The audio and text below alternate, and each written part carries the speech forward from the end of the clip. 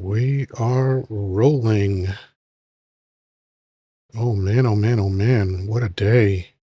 Whoops. There we go. All right. Let's see what we've got going here right now.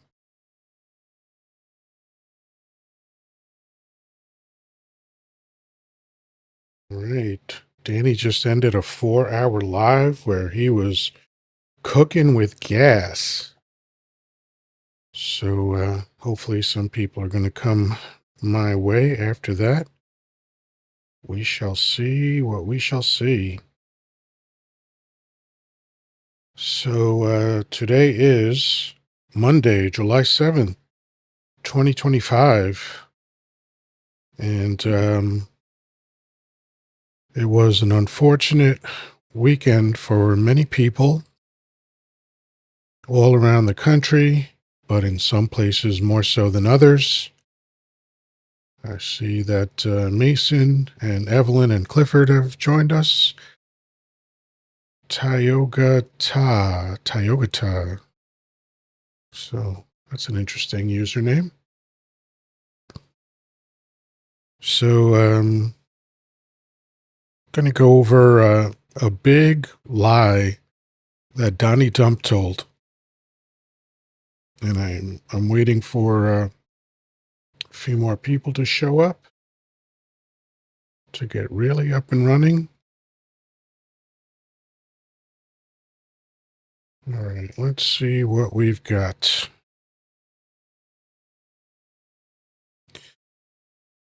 Oh boy, this is wild. Hold on a second.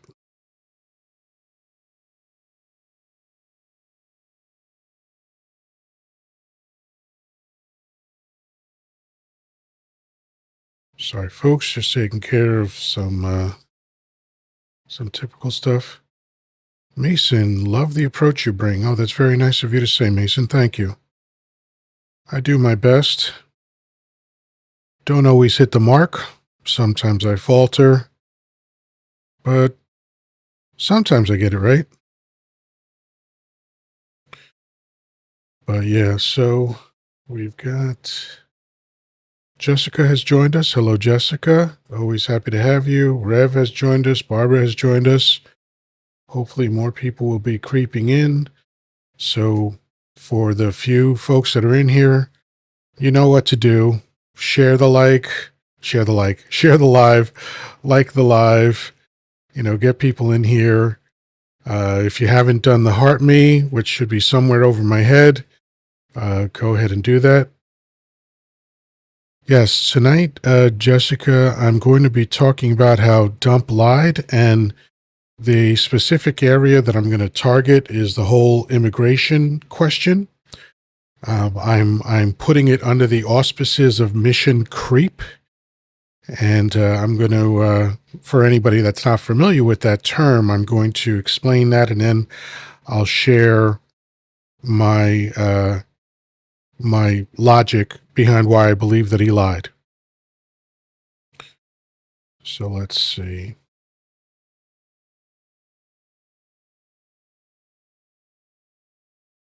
Because I believe that Dump has been moving the needle for quite some time. He's been moving the goalposts.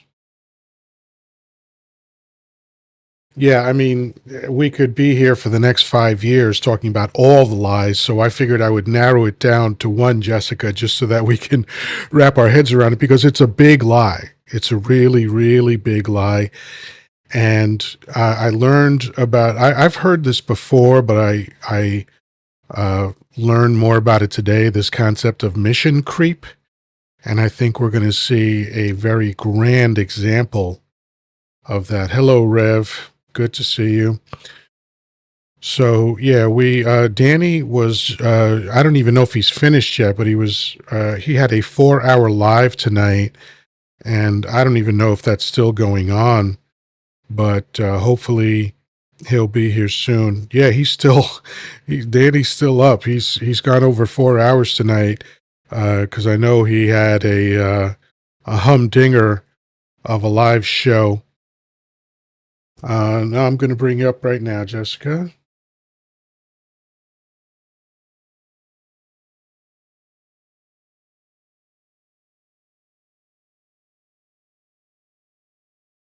Hi. Hey there. How you doing this evening? Not too shabby. Just got done eating some dinner and figured I'd hop on live for a little while. There you go. Always advisable to do that with a full belly. Yeah. So I'll lay it out with you, and as people join us, I'm guessing that I'll probably repeat myself, but I don't mind. So this is what I started thinking about today.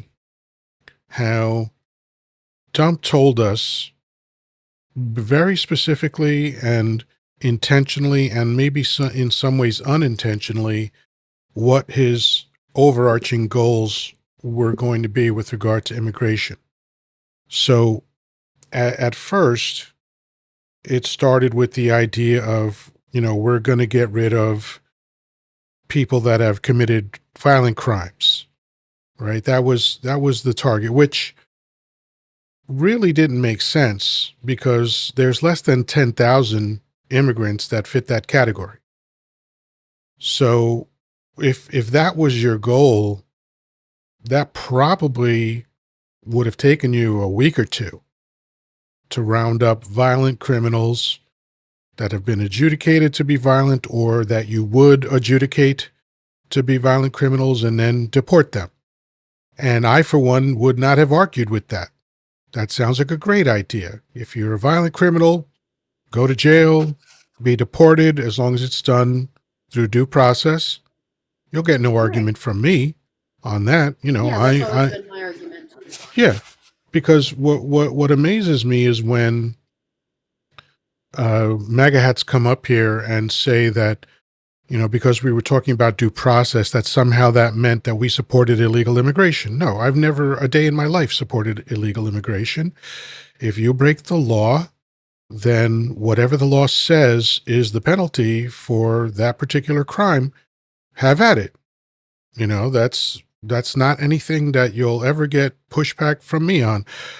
Could I say some of the laws I don't agree with, or could I say I don't like the way the law is applied in some places? Of course, we all have the right to voice those concerns or opinions about the law. But the law is the law, which is in high school. That's what my law teacher said to us every time we would ask him, why is the law this way? Which we stopped asking after about 3 months because we realized that he was going to give the same answer every time, which is the law is the law is the law, right? So whatever you don't like about the law, all good and well, but if it's the law, right? So we're gonna have to deal with it the way it is at this time. So now, um, what I'm looking at is a situation where Dump's stated purpose started on one playing field, right? Which is we're going to remove the violent criminals, which I don't think anybody disagreed with. But this is where mission creep comes in, and I'll read the definition that I got online, and it's very short. Mission creep refers to the gradual expansion of an organization's goals, objectives, or scope beyond its original intentions. So, one of the first examples that we had that Dump was going to go beyond what he said actually happened in the debate that he had with Harris, and I really didn't think about it until today, which was when he said, and I quote, "They're eating the dogs, they're eating the cats, they're eating the pets," right? Who he was talking about in they are were immigrants with perfectly legal status. So that was our first hint, because now he's not talking about people doing violent crime. Although if you're a pet owner, maybe you would think differently about that. And I'm not saying that facetiously, but I could see your perspective on that being different than mine. But that and he wasn't talking about people that were here illegally in that segment, right?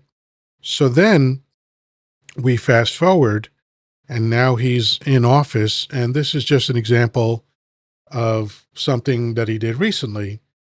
he has revoked legal status to people that are here or from people that are here from Cuba, Haiti, Nicaragua, and Venezuela. All right. Again, you're here legally, and he's going to revoke your legal status. So now you're here illegally, and now he has the right to throw you out. This is another example of mission creep. And now the DOJ has plans, again, something I just read today. They are looking to denaturalize people. So again, more revoking of legal status. And then Dump admitted on television a couple times now that he's looking to get rid of violent Americans. So we can see that we are far afield of his original intent. And on top of that, if you're critical of Dump, like in the case of a couple of college students, he'll try to remove you. So we are miles away from the original intended target. What are your thoughts on that, Jessica? Uh, yeah, no, I mean, I think you're onto something. I do think it's interesting. I mean, you specifically mentioned people from Venezuela as well. Are you aware of the executive order that he signed the last day of his last term, Yeah, like making 20 it hours easier before the last day. Yeah, he actually in granted them regards to legal Venezuelans? status. Yeah. Yeah, Yeah. and they voted for him too. That's the funny thing. hmm Yeah, that's all it comes down to is, he just wanted their vote. And now Right. that he's had their vote, he doesn't need them anymore. Now they're Um just back to being I brown think folks. Yep. I think, and now this may be considered radical by some people, especially if you support Trump. But my personal opinion on it is that I don't think Trump truly cares about someone's quote unquote legal status. And I think that he's kind of proven that time and time again. I think he sees all immigrants as the same as long as they, fall under a category of having a little more melanin than he does, Right, or because that we he can because we find know in he his doesn't feel that way hair about tone. South African immigrants. He's perfectly fine with them. Exactly. Exactly. And I think that that extends as well to American citizens as well. I think he considers you to be un-American or, a subcategory in some way if you don't fall in line with him and his agenda. And so I think that, in my personal opinion, he will do anything he can to get rid of as many people as he can that does not fall in line with his perfect view for what he wants his America to look like. I agree. And Hell's Kitchen is saying something that I don't fully understand. The people and Dump have saved the USA, not going to be a UK. Dot dot dot dot. I don't know what that is exactly supposed to mean. CC says it's just plain YT supremacy. Yeah, that is true. Uh, Cece is amazing. I know Cece. She's very intelligent and she's got a really really great voice for especially on the topic of immigration as well. well, I just followed CC because any friend of yours is way more good enough for me. So, and I invited CC up here. So, CC, if you feel like joining us, feel free. Hey, look at that. So, yes, folks, just in case you can't see it, somewhere over me is something about my fan club, the Heart Me. If you're in here, the 15 of us, and you haven't done the Heart Me thing today, please do. It's only one coin, and you get goodies as a result. Hello, CC. How are you?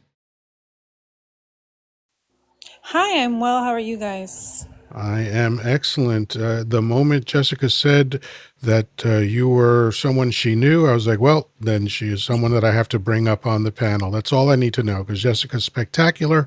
So birds of a feather Yes. flock together. So I'm assuming you're equally as spectacular. Well, thank you. Yeah, we've been through it, huh, Jess? Oh yeah, that's an Yeah, understatement. yeah, for sure.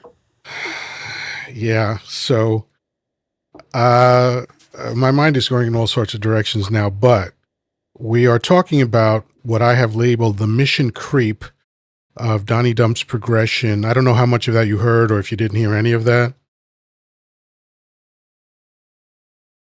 I heard a little bit. I think I came in when you were talking about the debate portion of it. Okay, yeah. So you heard it. So yeah. So my my concern, well, it's not really a concern. It's absolute to me because all of the moves prove this. But he moved the needle from when he was campaigning of vilifying immigrants and but putting a fine point to it, saying violent criminals. That was his target initially while he was campaigning, and then slowly from then until he got elected until this very day, that goalpost has moved so far that now anyone that displeases him needs to be sent away. And it doesn't matter if they're citizens, non-citizens, have legal status, because he's revoking legal status for huge swaths of immigrants.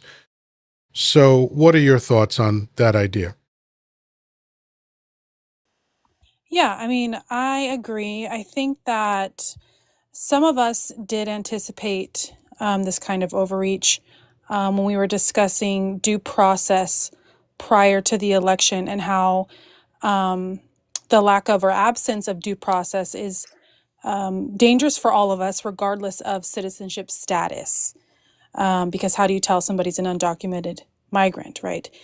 We also knew the criminal language was inaccurate because we know, based on data and a lot of evidence, that undocumented migrants don't commit as much crime as US born citizens. So we knew that it was all kind of propaganda. The US has done this before in the past. Under Eisenhower, they had Operation WB where they targeted Hispanic communities. It didn't work out well for them then.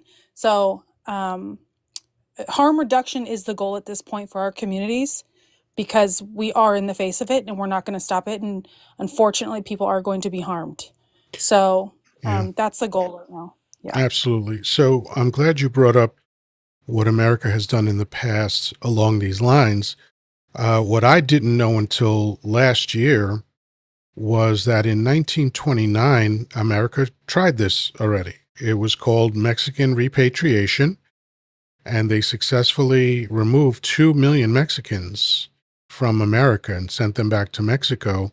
And part of what that did was prolong the Great Depression because it harmed the economy in just about exactly the same way we see the economy being harmed right now. So imagine that not learning from history and letting your racism just blind you so that you will allow, as far as the citizens of America, we're just going to allow Stephen Miller's agenda, because Stephen Miller wants 100 million people in America and he wants them to all be fair skinned. He has Yes. stated that, and Dump has repeated that observation. Like even Dump thinks that's a little wild, right? But this is Stephen Miller, who basically is a lizard, come to human form. This is what he wants. He wants to whitewash America, and I just wonder how many times the world has to see this particular thing play out before we figure out it's a fucking problem. Well, and I mean, think of it too. I mean, we already have a precedent of doing something similar, but not quite to this scale. In the past, I mean, we did it in World War II with the internment camps here in Hmm. the United States. So Right. they already know that if they play it right, that it's something that they can achieve. But I think that we are going to see it on a much larger and more horrific scale, in my opinion, this time around. Right. Yeah. That's a perfect way to express what my concern is that there's I mean, there's always been an aspect of cruelty to the desire to subjugate people who are different than you, to other them, to dehumanize them by calling them illegals or whatever other word, the N word, or whatever it is that we could come up with to dehumanize people. But this expression of cruelty is, at least in my 61 years, something I've never seen before in America. Like it was no secret to me that America is a racist country because I've always experienced racism. I mean, literally today, 2 hours ago on Danny's Live, someone called me the N word. So this is another day that ends in Y as far as I'm concerned. There's nothing special about it. So I know that America's racist, but the the bloodlust that feels like it's behind this particular expression of racism really has me concerned because, like I said, it's not, even though this wouldn't be good if it was just targeted at brown people, now it's anyone who displeases dump. If you're a college student that is perfectly legal, that was born in America, but you criticize him or you support Palestine or whatever it is, and Dump doesn't like that, it's away with him. You know, so this is wild to me, this level of insanity that's going on. Yeah, I agree. I also think it's important to mention that we have a challenge in getting ahead of, or really dismantling this kind of like nationalist narrative about like how the United States is the greatest country in the world and all these people are coming here to soak up all of our resources. They've done a really good job at kind of revising our history to fit that narrative. They don't talk about things that have particularly affected Mexico, like NAFTA, economic sanctions on that country and other countries in South America that causes displacement and migration. They don't know it, quite frankly, because it's not taught. So we're having to unpack a lot of propaganda too, which is that's been such a big challenge, in my opinion. Well, speaking of Yeah. propaganda, let me just take a moment to address a propaganda parrot in the chat right now. Hell's Kitchen Vet says, come on, growing up in NYC in 60s, no racism till Al Sharpton and Jay Jackson, I'm guessing you mean Jesse Jackson, showed up. That is one of the dumbest things I've heard all day, and I've heard a few MAGAs talk today. So Hell's Kitchen, I also grew up in New York City in the 60s, and you don't know what the fuck you're talking about. That is just so wrong on every level to suggest that New York City was just fine before the 1960s. That is insane. Wow. Mm-mm. I'm going to have to take a standing 8 count on that one. That's going to, I have to recover from that level of stupidity. Wow. Yeah, and it kind of goes to like Cece's point with propaganda. You know, propaganda is used so frequently by dictatorships because it's proven to be effective. I mean, as Yeah. much as I hate to admit it, it is absolutely completely effective on the people that it is geared towards. Yes. And it takes a lot of deprogramming in order to do that. And kind of like Cece was mentioning as well, like with the destabilization that we do, especially in like Southern Latin American countries, the amount of conversations that I've had with MAGA on these lives who have no idea what's going on. They're like, oh, well, they just want to come here because their country is shit. I'm like, okay, but do you understand why things are so bad in their country? And you have to go into the whole education aspect of it because they don't know. They have absolutely no clue of the things that the United States has been doing for decades in our interference in other countries. Spot on. Spot on. Well, I'll say two things. I'm going to double down and expand what you said regarding propaganda. And this is based on the fact that I've been studying psychology for 48 years at this point. I'm not an expert. I'm not accredited. None of that shit.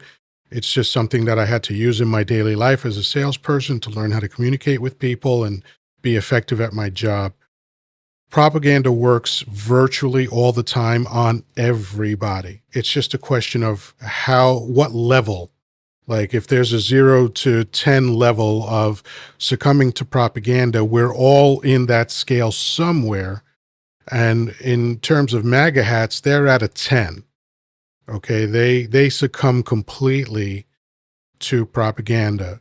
And propaganda works despite how on paper it sounds like it shouldn't work. Because, I could give you a TED talk on propaganda, but I can distill it to one sentence. I am going to lie to you until you believe me. Right? That's what propaganda is. And so these repetitive messages, it's sort of a brain hack. For some reason, our brain is susceptible to repetition. So when you have information coming at you from every outlet, you turn on Fox, you have a message coming at you, then you go to Newsmax and you go to OAN and you go to wherever, Breitbart and every other right-wing broadcasting or right-wing media outlet, and you hear a consistent message, your brain is just going to go, well, that must be true because I'm hearing it everywhere, right?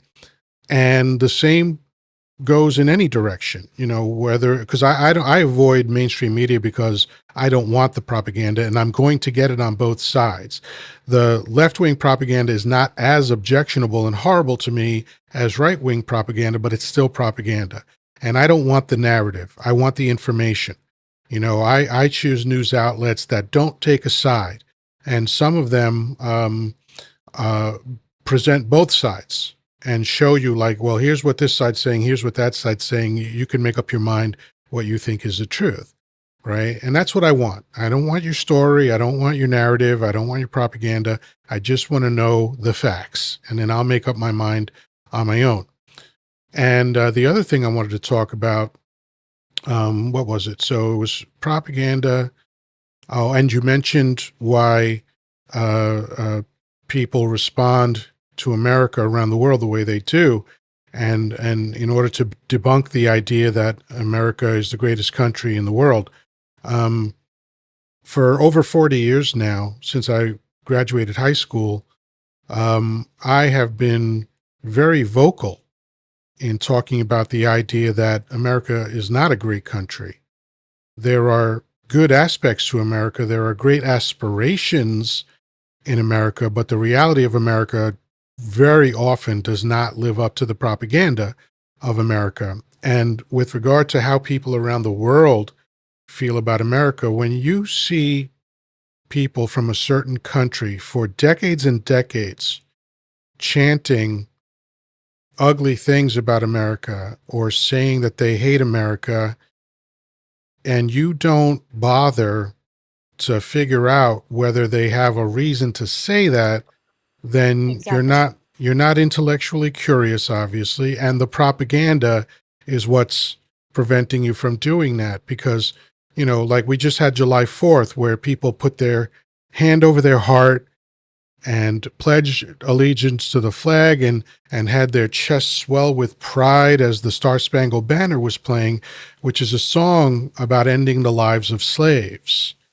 Okay, but you don't know that because you only hear the first paragraph of 4, but when you get down to reading the lyrics at the third paragraph, you find out exactly what it's about. And my last point before we welcome Island Boy up is that just look at American history from sources that don't come from America.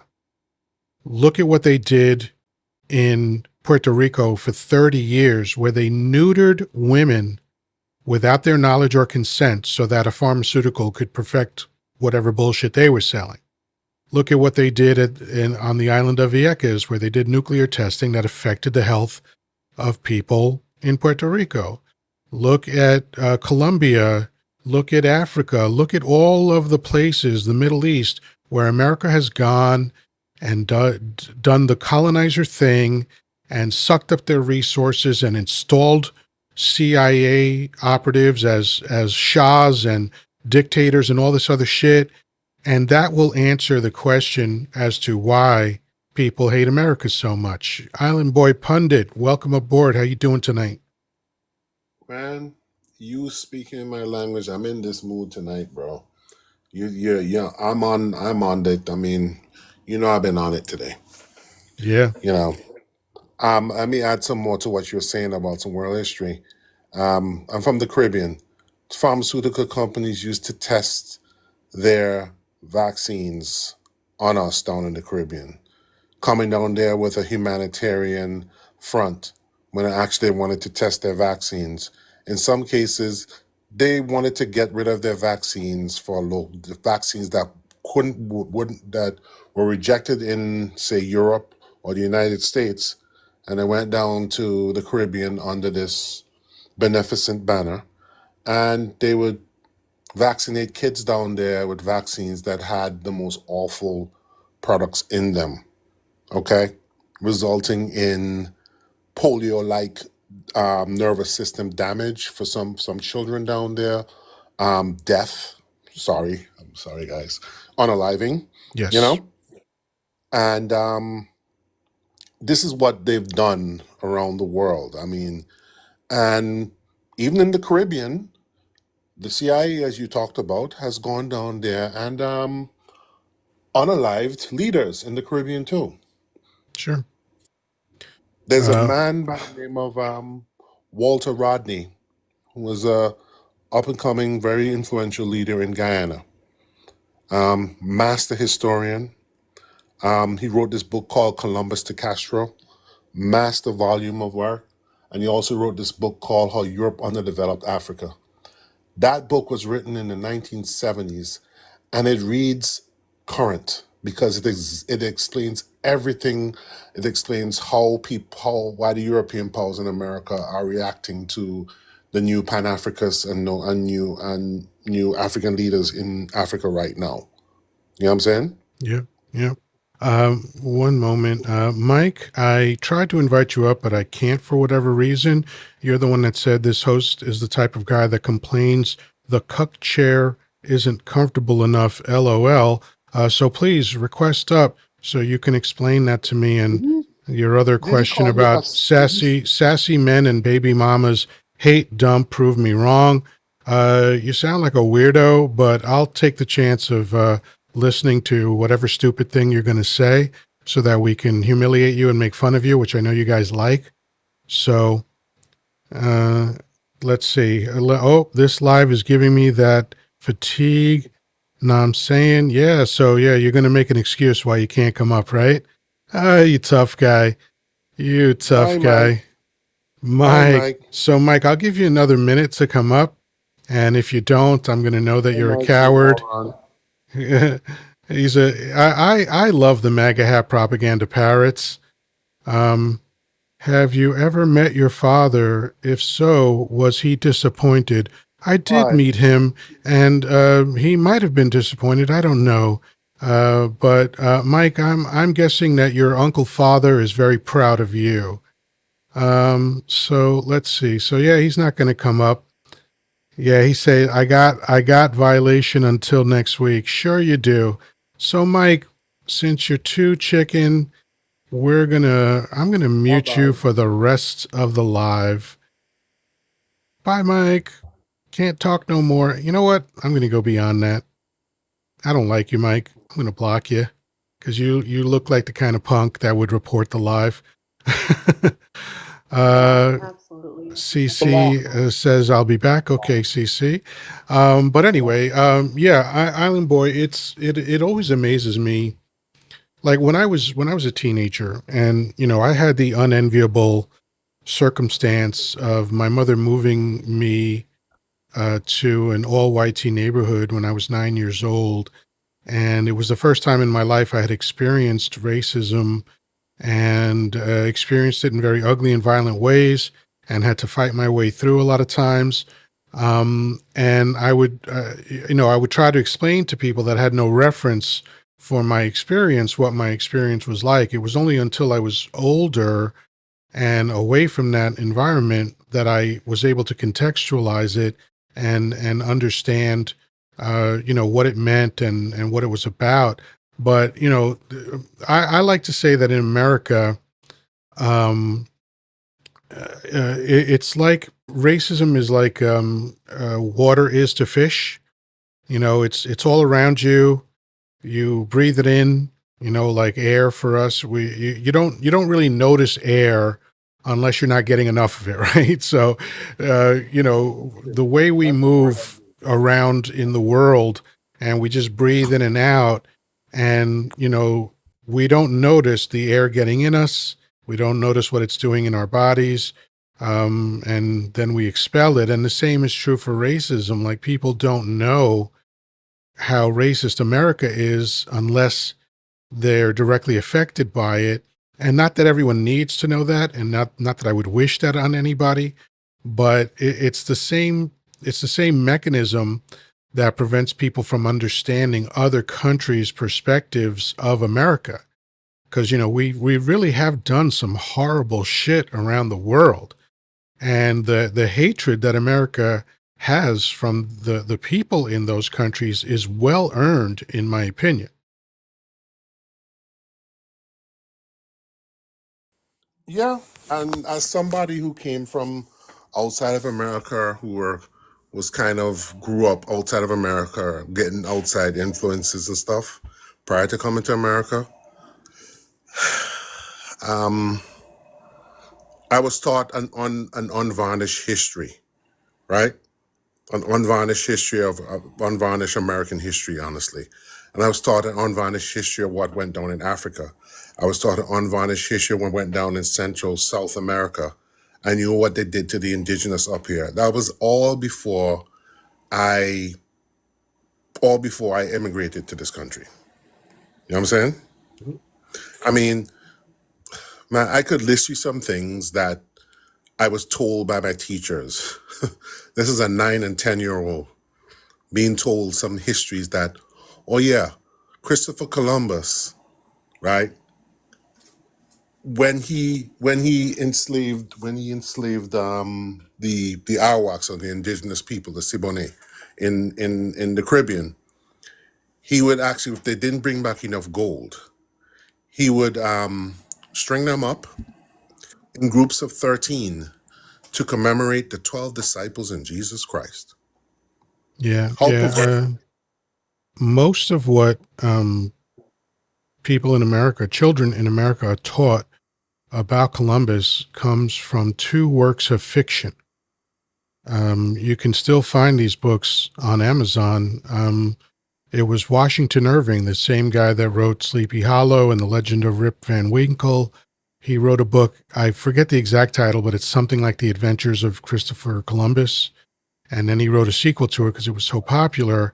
And the contents of that book are taught to this day in classes about Christopher Columbus, and they are so far from the reality of Christopher Columbus. And what you're describing, just in case people don't know, came from his own journals, because Yes. Columbus was not afraid of any kind of consequences or retribution. He was essentially king of the Caribbean, and he and his brother, and where my family is from, the Dominican Republic, was named after their father, Dominic or Domenico, Mm-hmm. right? And They call it he Santo sold he Domingo. sold children into slavery, and specifically Schmeck's slavery, right? And we're talking about little girls, 9 and 10 years old. Mm-hmm. And he inflicted horrific violence on these people. And one of his earliest notes to Queen Elizabeth was, "This is going to be an easy race of people to conquer," right? Mm-hmm. Because these are people that I believe had never seen a horse, and so seeing For people ride sure. on a horse was like majestic and amazing to them. They were godlike. Mm-hmm. So For he sure. was cruel because he could be.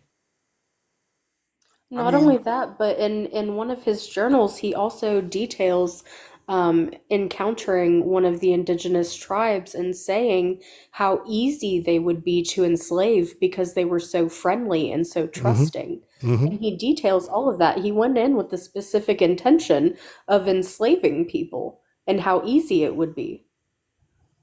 I mean, they did things like, if the indigenous people there resisted, they did things like they would tie up mothers and fathers, and they had these hunting dogs, these war dogs they had with them. They literally take their babies or take their toddlers from them and throw the and force the parents to watch the dogs consume their children. Sweet That's the kind of man. stuff they did. That's what Christopher Columbus did, and that's, you know, who documented it too. There's a book called the book by Bartolomeu de las Casas, who was a friar that was with them. That book is hard to get through. Yeah. I mean, And Howard Zinn did another deep dive into Columbus.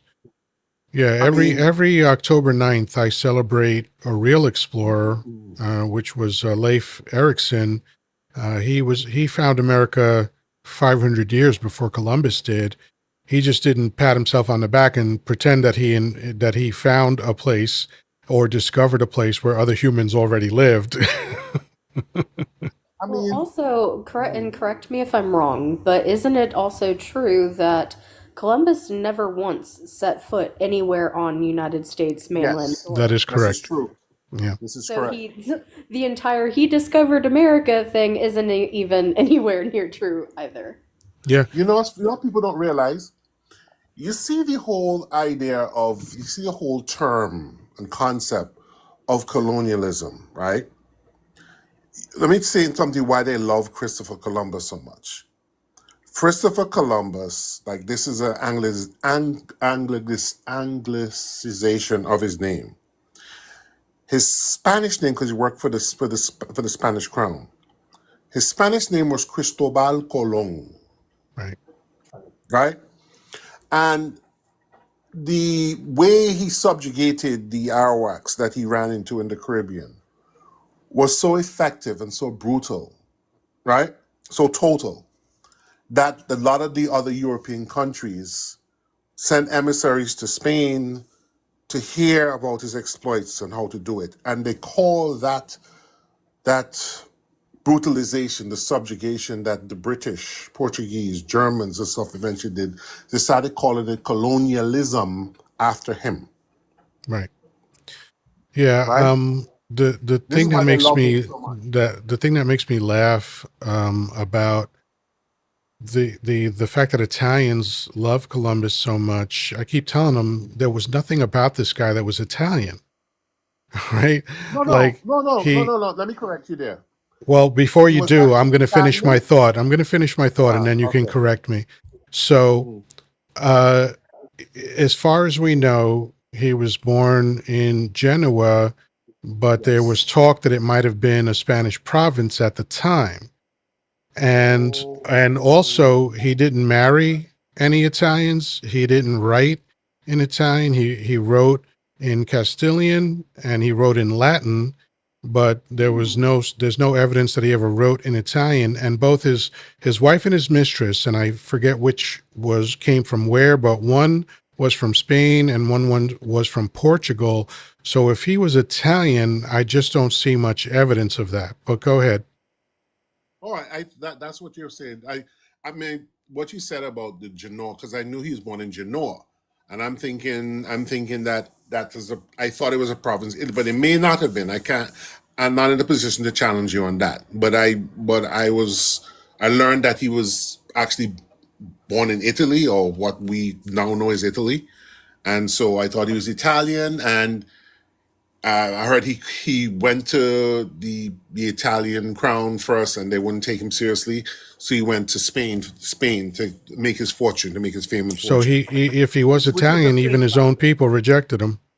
Yeah, which was a thing back then. A lot of these self declared swashbuckling adventurers and explorers often went to the different European kingdoms to pledge their devotion, their services, to find a way to the spices of the east of the East Indies, because everything was about spices in the East, and the land route was occupied by the Turks and the Persian Empire, and they had to pay heavy duties and things like that, and traveling around the Cape of Africa, South Africa, it was extremely stormy and many ships were lost. So they wanted to find another way around. And they said, you know something? The earth is round. Maybe I can find a way to the East Indies by going west. That is Right. why when he landed in the Caribbean, they called it the West Indies, because they thought, oh, we found something. You Right. know, we in the East Indies. That is why they call the indigenous people they found in the Caribbean and, of course, later in North America, they call them Indians Right. because they thought they were in the East Indies. Yeah. So Well, there's a lot of. I'm glad you brought that up. The part about the world being round, because that's another mythology that was from the books that Washington Irving wrote. Mhm. The globe had been invented. Well, first it was conceptualized by the Greeks in like something like 2,000 Plato, I years believe, wasn't it? Was it before. Plato? Yeah, I think so. And so they had established that the Earth was round, and the globe was already a thing before Columbus was a sailor. And um, uh, what Columbus was good at, which is why they employed him, was navigating the rough winds of the trade routes. Those, like you said, many boats were lost, and it was the rare sailor that could navigate those waters. And Columbus had been sailing since he was a teenager because his father was a sailor. And and the reason why he got lost was because the nautical mile had become the standard for measuring distance, but he was still on the standard before that. So they didn't convert the old standard to the new standard, and that's why he wound up missing his target. So it's all kind of interesting when you get into the weeds about Columbus. And you know, there is some debate about whether Genoa was an Italian province at the time that he was born or a Spanish province. So I'll say this, even if he was an Italian, he's one of the worst ones that Italians produced. And the Italians have produced many wonderful people that invented a lot of shit and amazing actors and all that other shit. So there's tons of Italians to be proud of. Columbus is just not one of them, you know. Traffic Man, what's going on? How you doing? Good. I just left Danny's live, as a matter of fact. We Danny got him went over on for 100,000 likes. almost 5 hours. My God. Yep. We That's got him to amazing. 100K. That's Yep. fantastic. And so far, I'm at 10,000 likes. I appreciate everybody. We've got 35 people in here. Let's get to 20,000 within the next 15 minutes. That would be spectacular. I know you can do it. And I also know that you're fascinated with this conversation because I am. If I were you, I'd be forgetting to tap, but try to listen and tap at the same time and just take in all this amazing information from this wonderful panel that I have here. But yeah, so we started off talking about a few things. I call this particular episode of Yoddah Live Trump Lied. And I started off talking about his big lie regarding immigration, and we have followed the wormhole to other subjects, and now we're talking about Columbus and the evil that he did. But you can talk about that or any other thing. What's on your mind, Traffic Man? Oh, well, I think something that is important that a lot of people don't understand is the Supreme Court cases in the late 1800s that have to do with birthright citizenship. Oh boy, Um, yeah, let yeah. me Google. And, I think it's very important that people understand where the Supreme Court was back then. And I believe there were 4 or 5 cases that were heard over the years that didn't necessarily codified it, but what's the word I'm looking for? It supported it, is the best I can say. Um, and to come to this day and age now, where we are, to suddenly say, oh, well, we don't like what the 14th Amendment has to say, and we don't like what the previous Supreme Courts had said. I really think that that's just very disingenuous to our history as a nation, as far as that's concerned. Yeah, I agree. Let me take a moment to congratulate this propaganda parrot who has been squawking in the chat for quite some time now. Tank Haskell, who said, "Who loved to see Dump win every swing state?" Okay, let's bring you up, and you can share more of your idiotic ideas with us. I do try to bring in opposition. They very often don't come up, or when they do, they can't control their tempers. But I do want to have, I don't, I mean, I don't mind an echo chamber, but I do like hearing different ideas than mine. But Tank doesn't seem to be willing to come up. Let's see, is this a bot? Let's see, it doesn't look like a Personally, bot. I just like playing with my food a Yoddah, little bit. Yeah. Yoddah, Yes. I've had some really unpleasant experiences with these people coming up, these agitators. I was on a live last week, I think last Friday, with my buddy Auntie Killmonger. I think she might be your one of your all mutuals. And this guy was agitating with her, and then all of a sudden he just yelled really vile stuff in regarding the N word, laughed, Mm. and then left Yeah. off.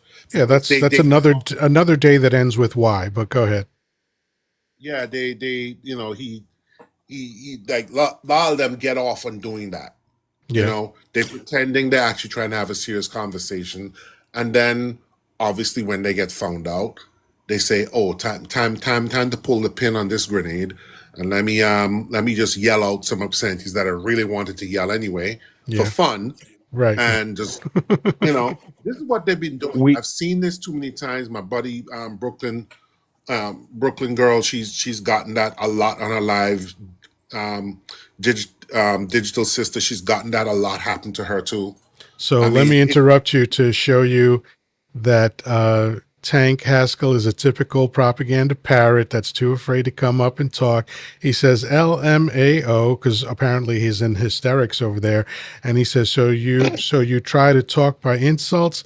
Oh, the snowflake is afraid to be insulted. That's so sad.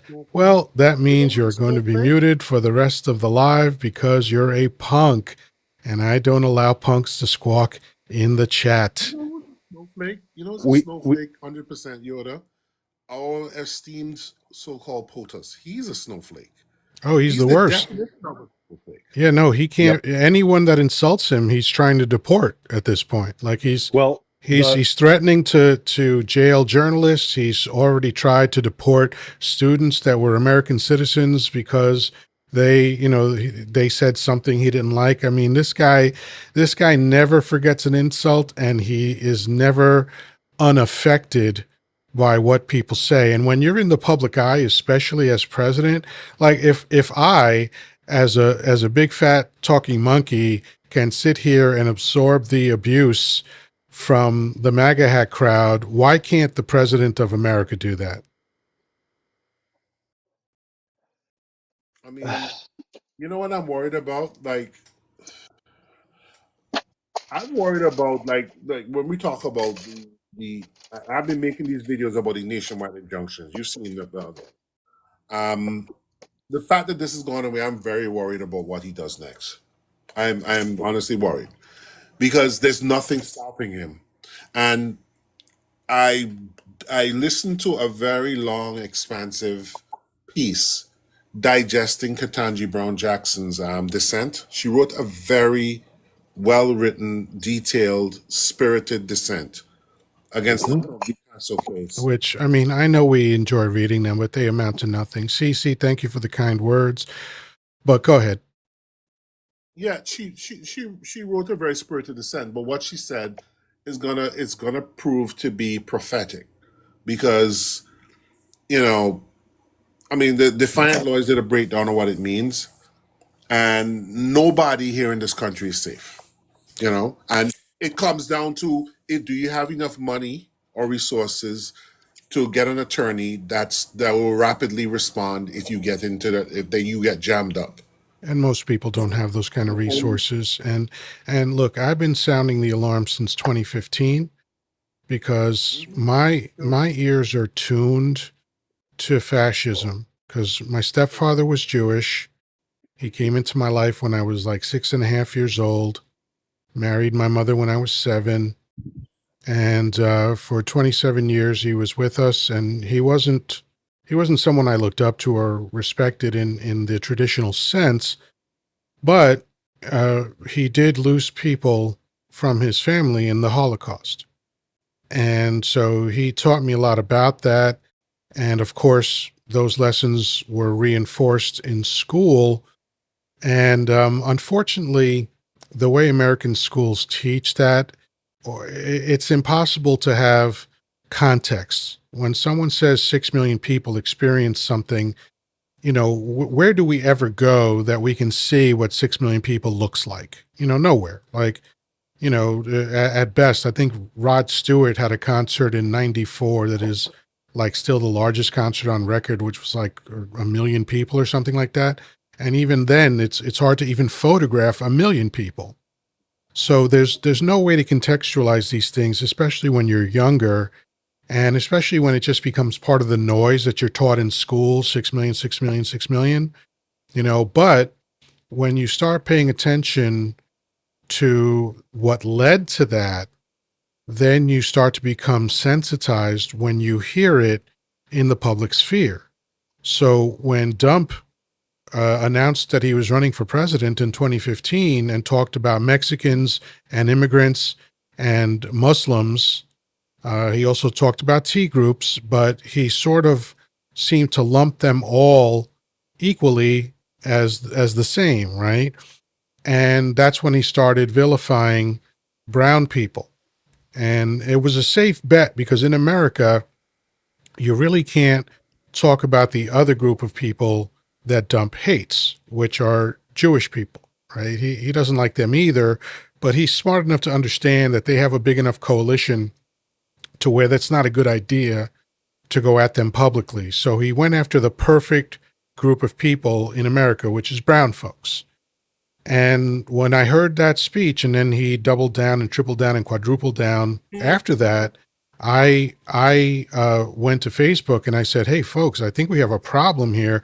This guy sounds the same way the guy in Germany did in the 30s, right?" Thank And I you. got a lot of shit from people Hmm. that know me personally. Like people came into my private messages on Facebook, people I went to high school with and people that I knew in real life, and were like, "How dare you say that?" Da, da, da. I was like, "Look, man, for Yeah, I starters, got it you too. can't play the race card with me because a third of my family's Jewish. So you can drop that bullshit right away. Oh yeah.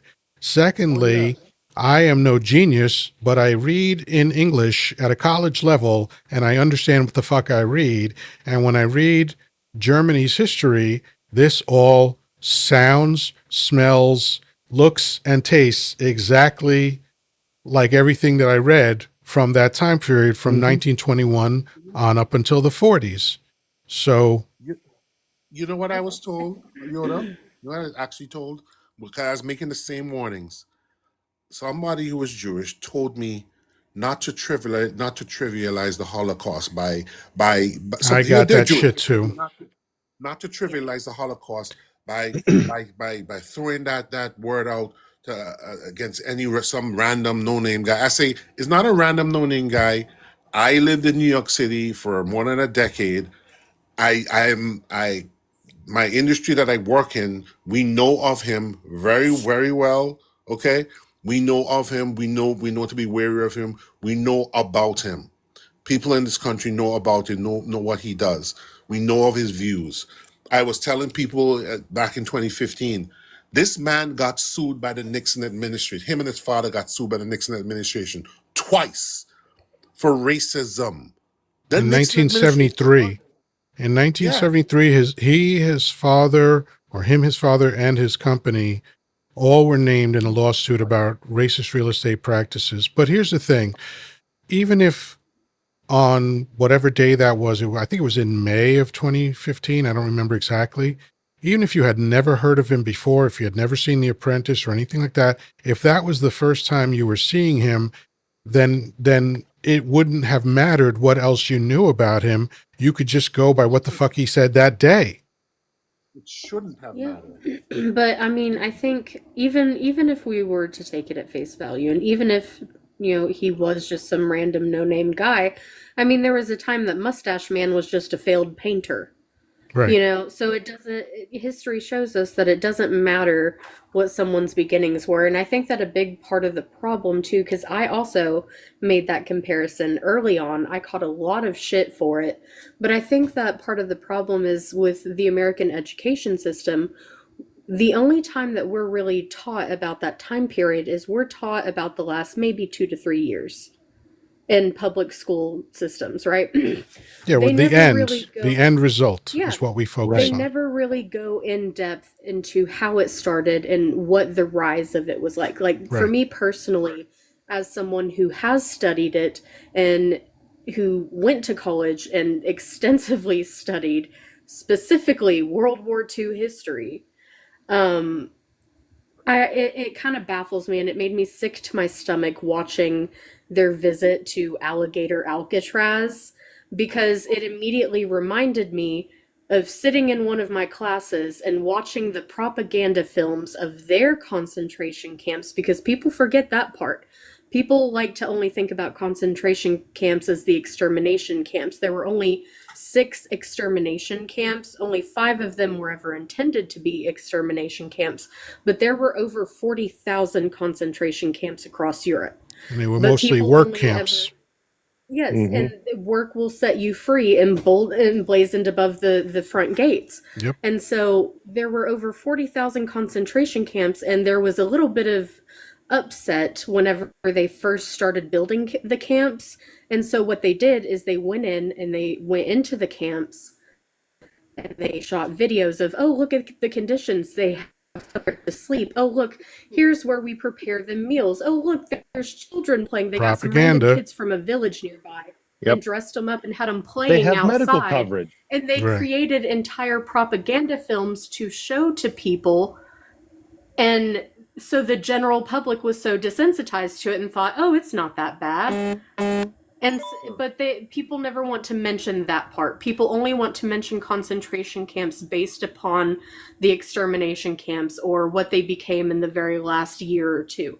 They Right. never want to talk about the rise to how Germany got there. Right. And before Traffic Man weighs in, um, of course, one of the things that I didn't know until fairly recently, because I've never done a deep dive on that time in history, is that the concentration camps were not in Germany, right? No, They were in other Auschwitz countries, even. most of them Poland, I think, right? Yes. Like Auschwitz is arguably the most famous concentration camp of all of them, and it's in Poland. Right. There, Yeah, Auschwitz, they were all across Europe. Dachau, Dachau. Treblinka, I think, is another one. Yeah. Yes, mostly, if I remember correctly, mostly what was in Germany were the Stalags, were the POW camps. correct. Right. Yes. There were like one or two in South, what would that be? Southeast Germany, but they were not, they didn't see the same, how do I put it? They weren't as bad as everything else that was outside of the country of Germany. Right. There was still terrible atrocities that happened to those places. However, they were not, you know what I mean? Because the stuff outside the country, I mean, that was easy. You just do whatever you needed. They did whatever they did there. But yeah, I mean, we didn't really learn a whole lot about World War II in high school, and it's my grandfather served in World War II. He was a POW for 15 months from 1944 until Wow. I think it was like May of 45. Wow. And it was that experience. It was him. He like when we were kids, he never wanted to talk about it, because in his mind, he didn't want to put the seeds of the past in our minds. Do you know what I mean? Yeah. He didn't want us to know what those were, what those experiences he had or what he saw were. As we got a little older, he started opening up.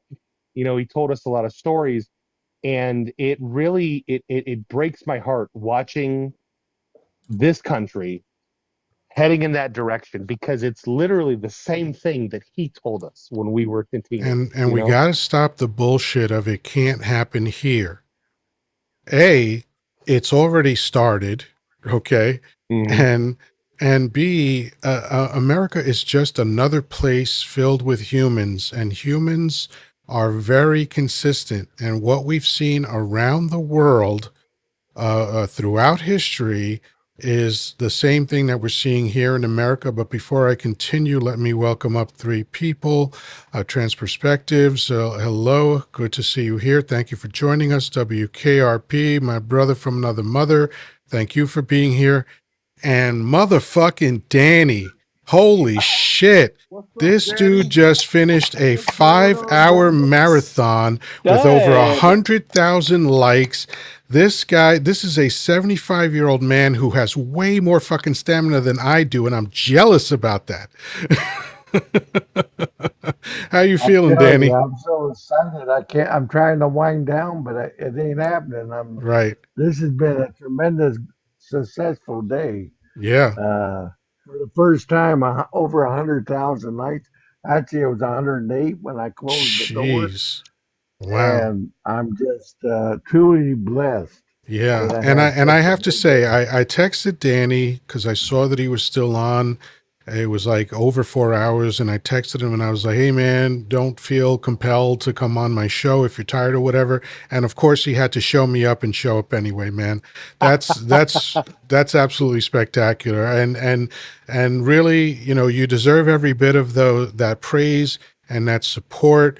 I respect you immensely. And please, any of the 52 people that are here that are not following Danny or any of my distinguished panelists, please do follow these people.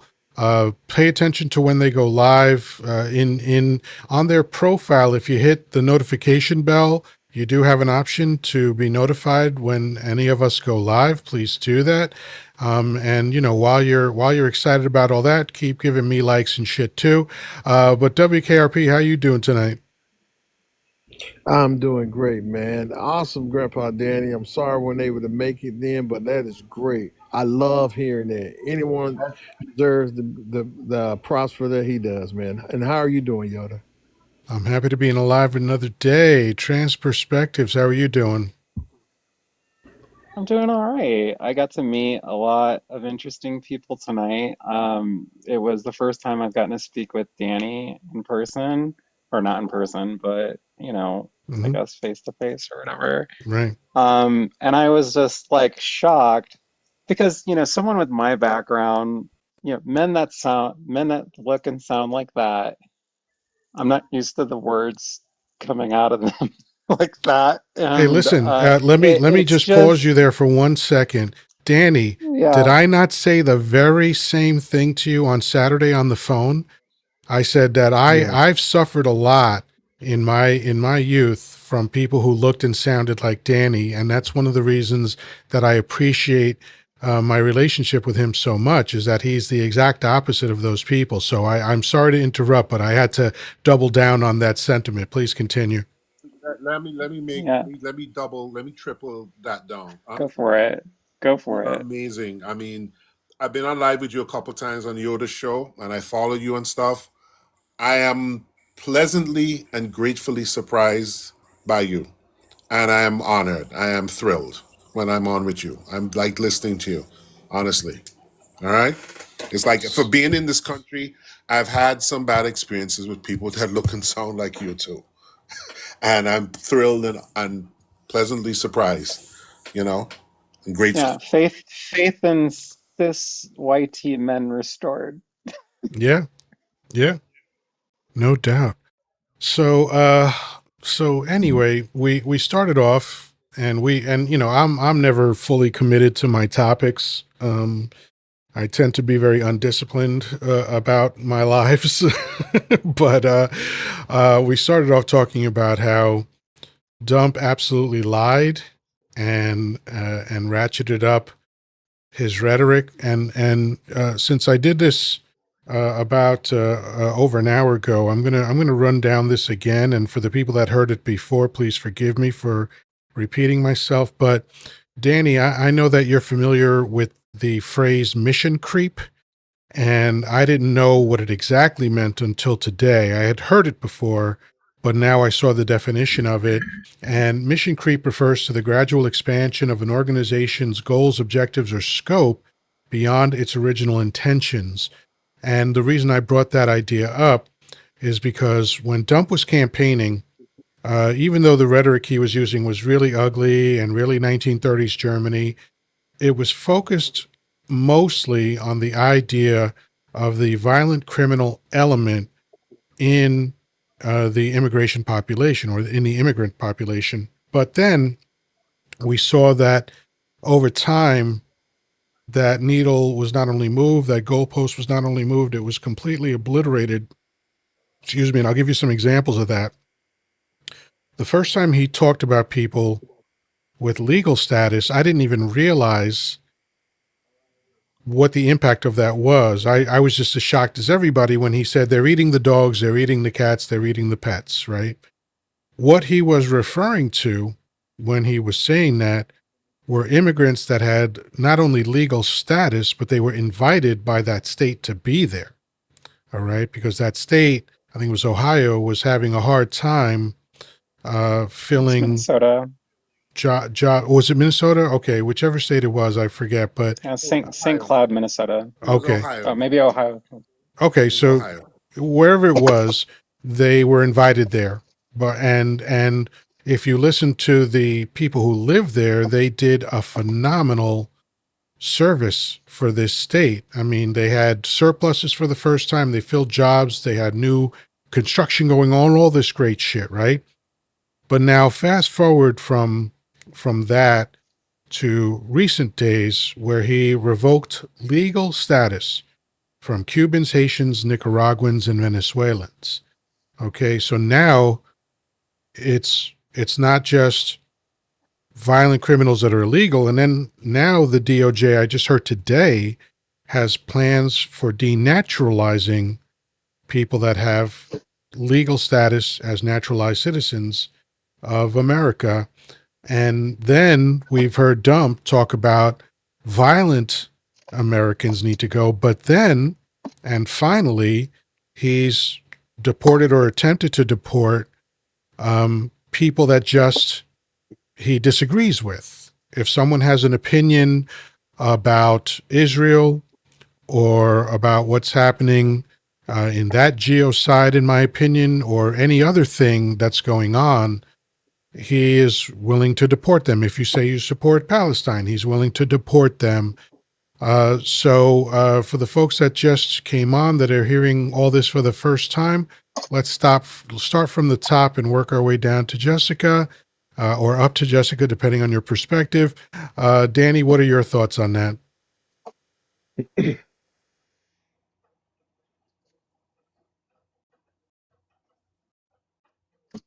Danny, are you talking? I can't hear you. Let me invite I you to muted my unmute. mic being the good person that I was. Anyway, uh, like I was saying earlier in my life, Project 2025 has a goal of reducing the population in there to 150 million people, give or take a few millions either way. And the goal is to eliminate and remove black and brown people and anybody that they don't seem. If you're not a Caucasian persuasion, they really don't want you here, and that's part of the YT Christian nationalist agenda, unfortunately. So it does not surprise me that they want to deport uh, recently or naturalized citizens in the last 50 years that's come in this country. That doesn't surprise me one damn bit. And it doesn't surprise me that they're going to go after African American people, even though they've been here for couple hundred years, you Since know, the beginning. since the Yeah, since beginning. since Or I'm 1619. yeah, so I'm saying that doesn't surprise me. And what's disappointing about it is that a lot of those people that they're going to try to deport are military veterans that served our country, uh, and served them proudly, had bled for their country, in conflicts. This is disgusting, absolutely disgusting. And if we allow that to happen as Americans, people, regardless what color you are, then we are not standing up to the Constitution, standing with the Constitution of the United States. We are Absolutely. allowing that to break it. Before we move on to WKRP, I've set a live goal for 100 community something or others. They're only a coin each. If anybody feels compelled to help me with that, that would be great. There's 45 of us in here. I know that within the next 15 minutes, we could easily double the number of likes and get up to 50,000. That would be spectacular. So go ahead, WKRP. What are your thoughts? Yeah. My thoughts are the same as Danny just said, man. I already knew the prime objective is to get rid of people, so called, that don't, let's say, apply to their agenda. And I think it's crazy. And also because if you heard him, Trump talking about what he wants to introduce now as another prison is Sharkton. Well, sharks are there for the, I guess, for the entertain the inmates or whatever if they get out. But basically, it's pure craziness, and I'm surprised that soon something's going to happen and something's going to change for this because this can't go on. They are seriously letting you know what they want to happen to these immigrants, to people. They want them unalived. I put it like that. Yeah, You no know, doubt. if it's not for them, if it's not working for them, they use these people. They let them come here. They wanted them to work for them, build just like a pharaoh, build their kingdoms. But once the people finished up, still building, working for them, they got tired of them, and now they want to so-called want them to go and leave. Come on, That it's sounds just like very familiar to me. That sounds like the yes, it story does. of what happened after the Civil War, right? Yeah, Oh, you're all yeah, free to go now. Let's just pretend this brutality that we just inflicted on you never happened. Oh, and by the way, when you try to build your own towns, we're going to come fuck you up.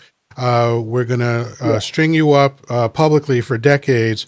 We're going to pass laws that specifically ban you. Like people don't realize the FHA, the GI Bill, the land grant, all of these things specifically in the first iterations of these laws were, yeah, this is what's available except brown folks.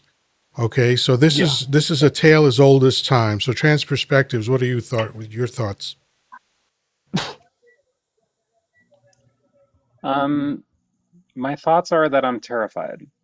Like, if I'm, and I'm not exaggerating that. So, I'm a combat Marine veteran, right?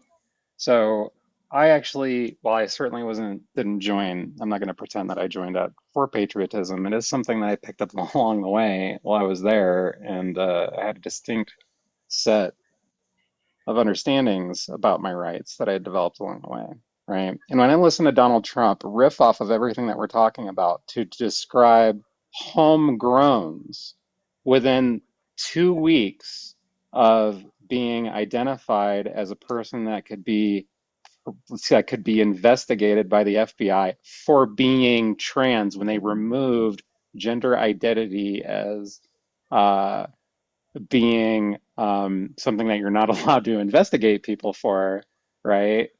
I'm kind of putting this all together, right? Like me, I'm a person that invaded Iraq in March 2003, right? I have two children. I was an aerospace IT engineer um, up until recently when they fired my DEI department, right? And me and other people and people like this is happening, right? So like my thing is I feel the effects of this like probably more than anyone else right now, right? And so when you say it's started, yeah, I lost my career, right? As a result of this. And I'm listening to that same guy that caused me to lose my career call me, like, basically call me a homegrown terrorist. That's wild. That's That's absolutely me wild. That's me. Yeah. Yeah. I'm gonna be okay. I thought like I'm gonna be fine, right? But for the people who haven't maybe experienced what violence like this on the other side of this looks like, stand by because I feel like it's coming. I think it's If they unavoidable. I keep doing what mean, they're doing, yeah. now that they've made ICE the largest uh, legal law enforcement, whatever you want to call it, unit in America, the depravity and the cruelty is going to ratchet up without question. Because now, Oh, if you're an ICE agent, wouldn't you be completely emboldened at this point? Because oh no, it's yeah, way worse than that. I want to tell you what just happened. I just discovered today through TikTok, and this one slipped me up until this point, right? It's not even ICE agents. It's who's deputized as ICE agents. After right, I got out of the Marine Corps, after I got out of the Marine Corps in 2005, I went to go work for Blackwater for a number of years as a mercenary, right? And that's before I like deconstructed my whole everything and became the left wing savant you see before you, right? But like, like this, like, but like I know the kind of people that they're going to employ, right? Or that they have employed, frankly, to do this kind of work. Because what you see in most towns, right, has been ICE agents and those that have been deputized, like local police enforcement has been deputized for that effort too, right? But now they're going to get literally fucking Blackwater, right, and other non-governmental agencies such as that, private military companies, to police your streets, to evict people, potentially even homegrowns, right? Send them off to El Salvador. How cool is that? How American, yeah, yeah, right? absolutely insane, And it's absolutely insane. disgusting. So that's my Thank you. thoughts on that. Thank you. I Yeah, appreciate that. of And course. Traffic Man, rock me like a hurricane, brother. What do you got? All right. So what's really fun right now is I have a large immigrant community around me. Everybody that I know in this community has either come from Greece or come from Italy, and a lot of them aren't actually U.S. citizens. They're oh my goodness, what's the phrase? They're U.S. residents. They're Permanent legal U.S. resident. residents. Right. Okay, Green and card holders. well, they're beyond green card holders. They're like the in between the green card holder and the actual U.S. citizen. Permanent Um, resident. Permanent resident. Thank you, Jessica. And a lot of them unfortunately voted for Dump because we're never going to be bothered by this. We're never going to be bothered by anything that he does with immigration. And here now, Maybe. just what was it? Just recently, he's decided, the whole talk of denaturalization, and it's like I remember when he became president, I warned these people, you need to watch yourself. You need to stay. You could get a minor traffic infraction according to that memo. Any any infraction could put you on the docket to be kicked out of the country. And I'm like, you guys need to understand this. And I was told, oh, no, no, no, no, you don't know what you're talking about. Well, here we are. And here we are, where, uh-oh, I didn't have my headlights on and I got pulled over. And now all of a sudden I'm going to be facing denaturalization and set back to Crete and Cyprus and all that. I mean, I hope you enjoy it over there. Well, let me And let me offer you a slight level of pushback on one aspect of what you're saying. I Mhm. think everybody has to worry because he's demonstrated the willingness to get rid of citizens. And one of the things they're doing now is they're getting access to people's social media. So that means even if you're a Yep. citizen, if you've said mean things to Daddy Donnie, then that is just as much of a reason as any for him to get rid of you. So that's Well, and, So problematic and as that's well. can we before well. can I just Yeah, Go. yeah, yeah. interject Go Yeah. Go ahead. on ahead. Go your Go ahead. Go ahead. ahead. point? So I just because you're pointing to it, I would like to just quickly talk about what you're referencing. So it was an adjunct, I think it was an adjunct university professor. Was it in Missouri that got deported, or was it? I can't remember. Um, yeah, basically for political speech. So it isn't just that they're doing this in an arbitrary way. Like literally, if you are in this country and you say things that are not favorable towards the interests of the United States, or specifically towards the people that pay the politicians, like APAC and things like that, if you're Mm, saying anything that does not go along with what those people think, right, then they will eject you to El Salvador. We saw it. Right. We saw it happen. It was not well, an accident. It was very much, we heard what this guy was saying, we're ejecting him out of the country. right. Wild. Right. Right. Well, Wild. and see, what concerns me is my father's mother never actually became a U.S. citizen. She wasn't like a permanent U.S. resident. She had no documentation. Now, she unalived in 2005, so I mean, there's really nothing they can do about that. However, my father served his country in the Navy for 8 years. Like, you know what I mean? Like he's a stand-up American. I mean, this man like had basically molded the whole what America should be to me. Okay, and where we're at now is he's does not like it at all. However, my concern is at this point is, does this now put him in the spotlight as like, well, your mother was never a U.S. citizen, so technically, you know. And I guess I'll end with this: if they're going, if somehow because of social media commentary that I've left all over the place, if they're going to kick me out of the country, yeah, whatever, bye. Yeah. That's actually a positive way to think about it, because I've been looking for a way out myself. Island Boy Pundit, what are your thoughts? Man, y'all keep bringing up so many different things, and I'm trying to pick one. Um, so, all right. So, as a naturalized immigrant, this obviously really bothers me, right? I've been here for more than 30 years. You know, I'm so not sorry. yeah, and and honestly, I must say this as like anybody who's an immigrant can attest to this. When us as immigrants decide to come to a country like Europe or we come to the United States, we are fiercely invested in making sure that our sacrifice in leaving everything we've ever known behind, right? When we come to our new adopted country, is going to work. So we're fiercely patriotic and loyal to the country we've decided to call home. We are the type of people that will fight and on a life for this country, and a lot of us do. My Right. And a lot of you do to get those green cards. not just green cards, but like yeah, we do it to get the green cards, but then even past the point of getting the green card, we stay and we fight. My uncle is one of those. Sure. My uncle is is 20-year plus vet. He got his citizenship long early in his service, but he stayed on, Right. fought for this country. His last campaign was the Second Gulf War, early 2000s. Okay? All right?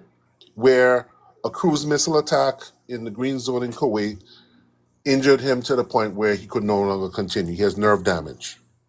All right? So, this is the kind of thing like immigrants like us, we come to this country and we fight for everything. We fight for this country. We're fiercely loyal to this country. And I've argued so many times this country has some good bones. It's not perfect, but this country could be so much better. Right. You know what I'm saying? Yeah, that's And part of the thing that breaks my heart is the potential that America had has been wasted. you know what's funny? I've convinced so many of my immigrant friends, immigrant people I've known from my home country who are now up here.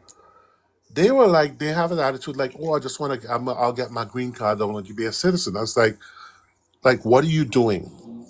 Truly live in the country. Become a citizen.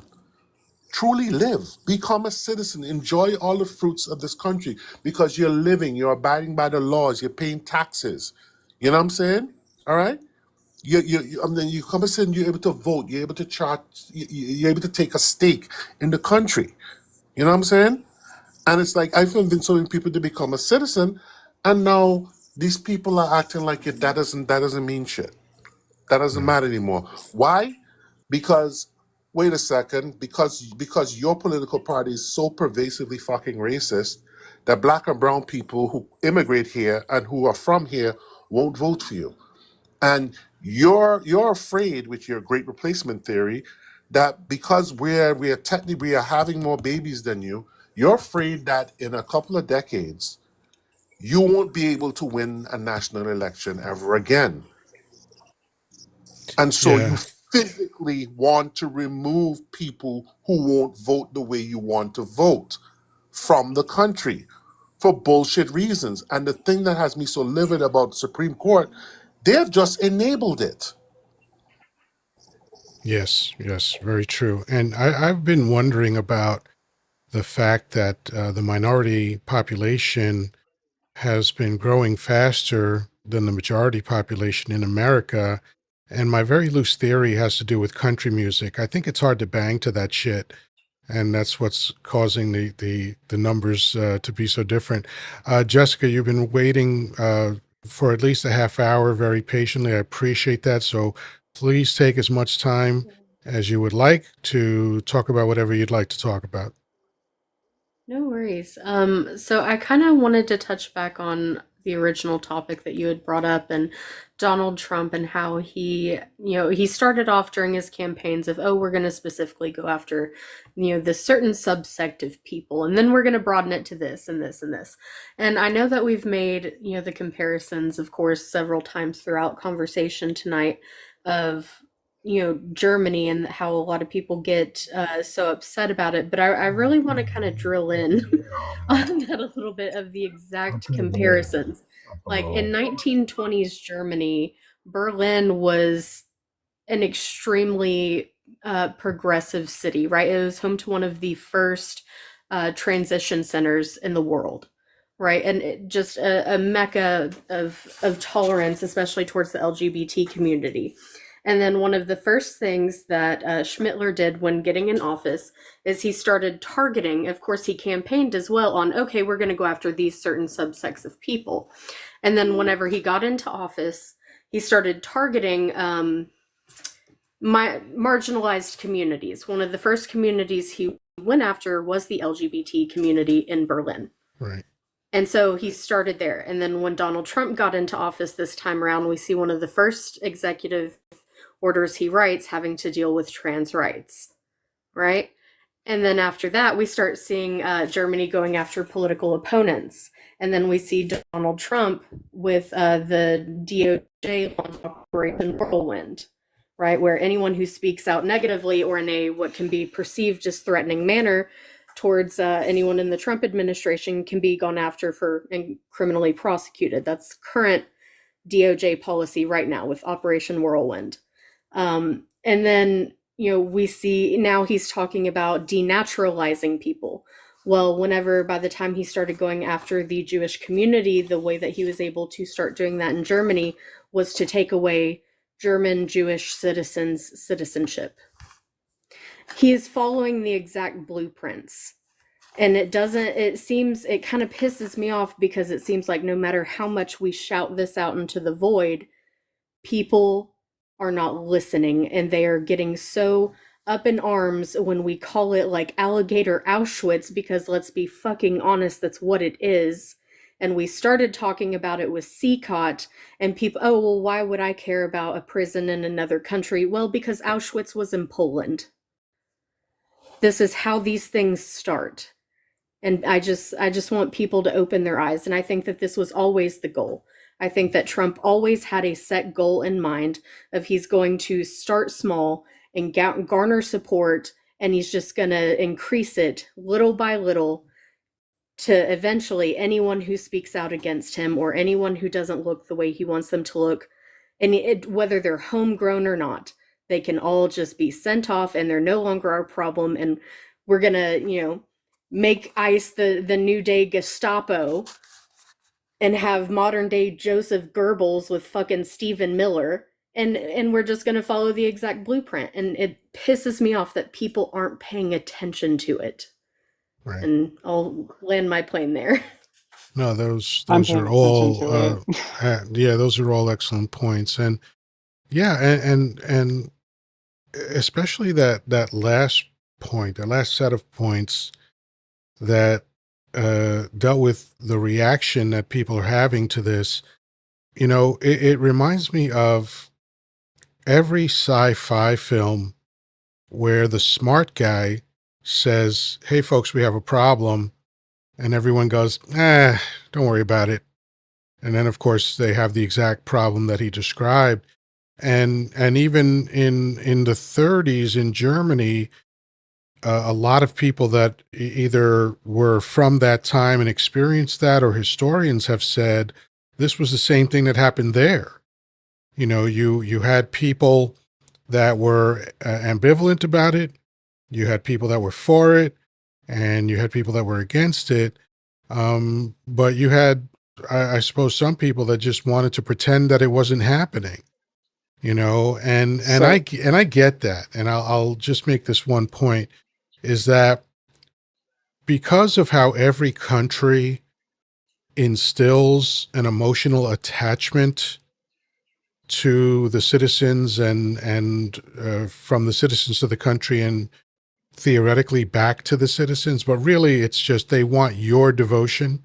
Every country does that, right? Every country wants you to be proud to be from that country. Every country wants you to believe that their country is good and right and on the side of God and all this other shit. So I understand the denial that happens in some people that just don't want to believe that their country could or would be this horrible. It's not an excuse, but I think it is a reality that helps explain that. And Transperspective, you were going to say something? yeah, I just wanted to riff off what Jessica was saying, Mhm. because well, I don't know if people realize this, but most of the imagery, the World War II image, the History Channel imagery that we were all brought up with with the book burnings and all these kinds of things, what people don't understand in this timeline is that you can directly link those books, right? Like World War II and the camps and all of that started off as LGBT issues, okay? Like specifically and pointedly trans over all else. And this was a century ago, right? They were performing sex change operations in Berlin, right, in the 1930s, right? And all those photographs, all the research done, right, for my demographic of people, gone, gone. We were sent to camps, right? And then after Jewish people were let out, right, after 1946, right, or shortly thereafter, within several years, my community ended up spending 20 more years there, Mm, right, in prison, right, in those camps. Right. So this, like what we're facing now, I think it's important for people to understand that this trans thing that most people are saturated with on account of their media, like just never being able to shut up about it. Right. All of this is part of a campaign that's been going on for a century. right. It didn't start in this country, but it is going on in this country, and not just this country. It's kind of a Western world phenomenon right now. The UK is having its Yeah. issues and all sorts of it. But um, when you're hearing anti-trans rhetoric online, right, just know that this is not new, and they came for us before, and all of the infrastructure to do it again, just like they did 100 years ago, is currently being laid down right now. Well, Can I I mean, what were the Absolutely. first books that they burned? can I say something? Go for it. Yes, please. Let me say something. Somebody from the Caribbean, the anti-LGBTQ culture is very pervasive down there. All right? It's very pervasive in the Caribbean. I grew up in that. And I've been honest about that. When I came up here first, I was pretty homophobic. Okay? When I came to the country first. Within a year of being up here, I realized how stupid that was. Yeah, I good. honestly realized how stupid it was. Good. I mean, Just very quickly, Love Baby, thank you for all the hearts and gifts and stuff. I appreciate that. But yeah, I mean, ever since I was 9 years old, I felt that, being upset by who somebody's genitals get tingly yeah, to is it's none so of your damn ridiculous, you know? business. It's none of your business. They're not hurting anybody. No, nobody's being hurt. Exactly. They're people like you. Yep. It's just like it's. And the thing about it is, it's the what's poisoning this well too, is the uber religiosity of different groups of people. Religion poisons everything as far as I'm concerned. Like, Before and I it's go not on, I have a couple of people that I'd like to bring up, but I don't have any room on the panel right now. So any volunteers to be dropped down? Me too. You know what? I'll drop Drop me Yoda so down. you can bring Drop me him. down to Yoddah. You got it. Thank you both for being here. I appreciate that. Your contributions are always appreciated.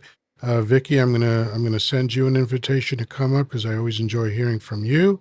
And I'm going to also bring up, if this will just let me, I'm going to also bring up Kristen. And there we go. I don't know who If Ghost if I is. could if I could just make it one little minor critique, right? Sure. It's not religion, it's theology. There are plenty of religions that we don't have issues with. I don't have an issue with, various sects of Buddhism. Right? Like this isn't a Buddhist issue. It's not a Satanist issue. It's not an atheist issue. It is theology. It is the Abrahamic faiths, particularly, right? So I just wanted to That's throw a that fair out there point. for commentary. I like to bifurcate between the religion and the religious. So the people that believe, it doesn't matter. Believe whatever you want because that's in your head and in your heart, and whatever you believe is fine. My issue is with the institutions, and I tend to believe, with some exceptions, that the institutions tend to be fucking horrible. So, hello, Vicky. How are you doing this evening? I'm good. How are you? I am excellent. And Kristen, how you doing this evening? Kristen, Hey, what's up, guys? I'm good. Oh, good, excellent. Well, So, and I'm not good. oh, What's going on? okay. So, Jessica's Well, I mean, waving to you, Kristen. So, so Kristen, go ahead, share what's on your mind, please, and then we'll get to Vicky. well, and you guys know, and I know I'm a broken record, and I say this all the time, and anybody's heard me on panels, but I'm gonna keep saying it. $811 million was taken away from for anybody that doesn't know me, hi, I'm Kristen, I'm 44. I'm from Virginia. I voted for Harris, and I'm a human trafficking survivor, and I worked in anti-trafficking for the last 16 years. $811 million since presidency began has been taken away from anti-trafficking. $501 million taken out of DOJ. Zero for anti-trafficking. $0. $0 are allocated in the new budget for anti-trafficking. $0.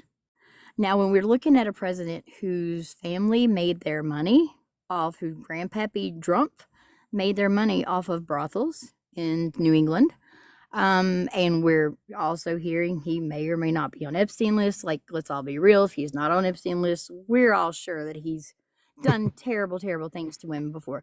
So that all tracks. So now, and he's also defunded 305 anti-trafficking organizations. And so it's very disheartening. I've got survivors that are star leaders, that are friends of mine that are getting evicted this week. And I'll be very transparent. I personally, because of these cuts, I haven't worked since the third week of February because I work contractually for lots of major anti-trafficking orgs. Well, they've all been basically defunded. So there is no Mhm. contracts, there is no grants, there is no money. I have a nonprofit that we find missing kids and victims.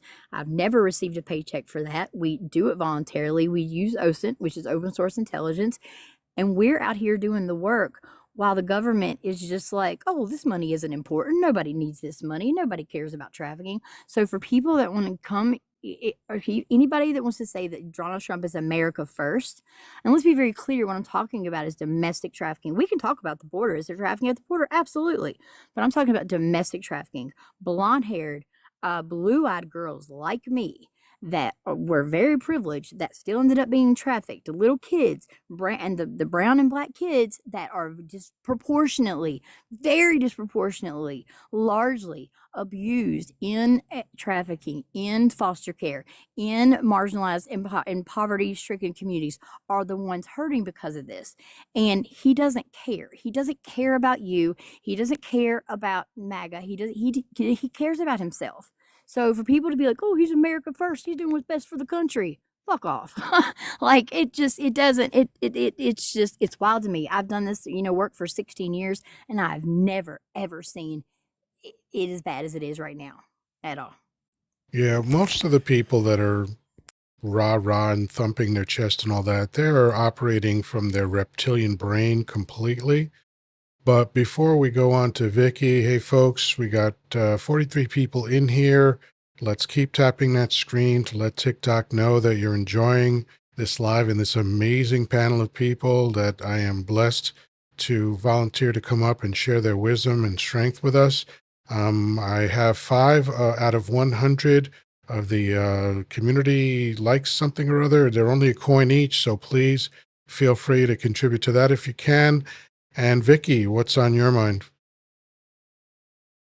Oh, I just, I have to come in and visit with you every evening when I can. Um, it was a pretty crazy day. I was on vacation last week. So you always pay for the vacation. And I work for a nonprofit. And right now we're still keeping our heads above water. Fortunately, we have an endowment.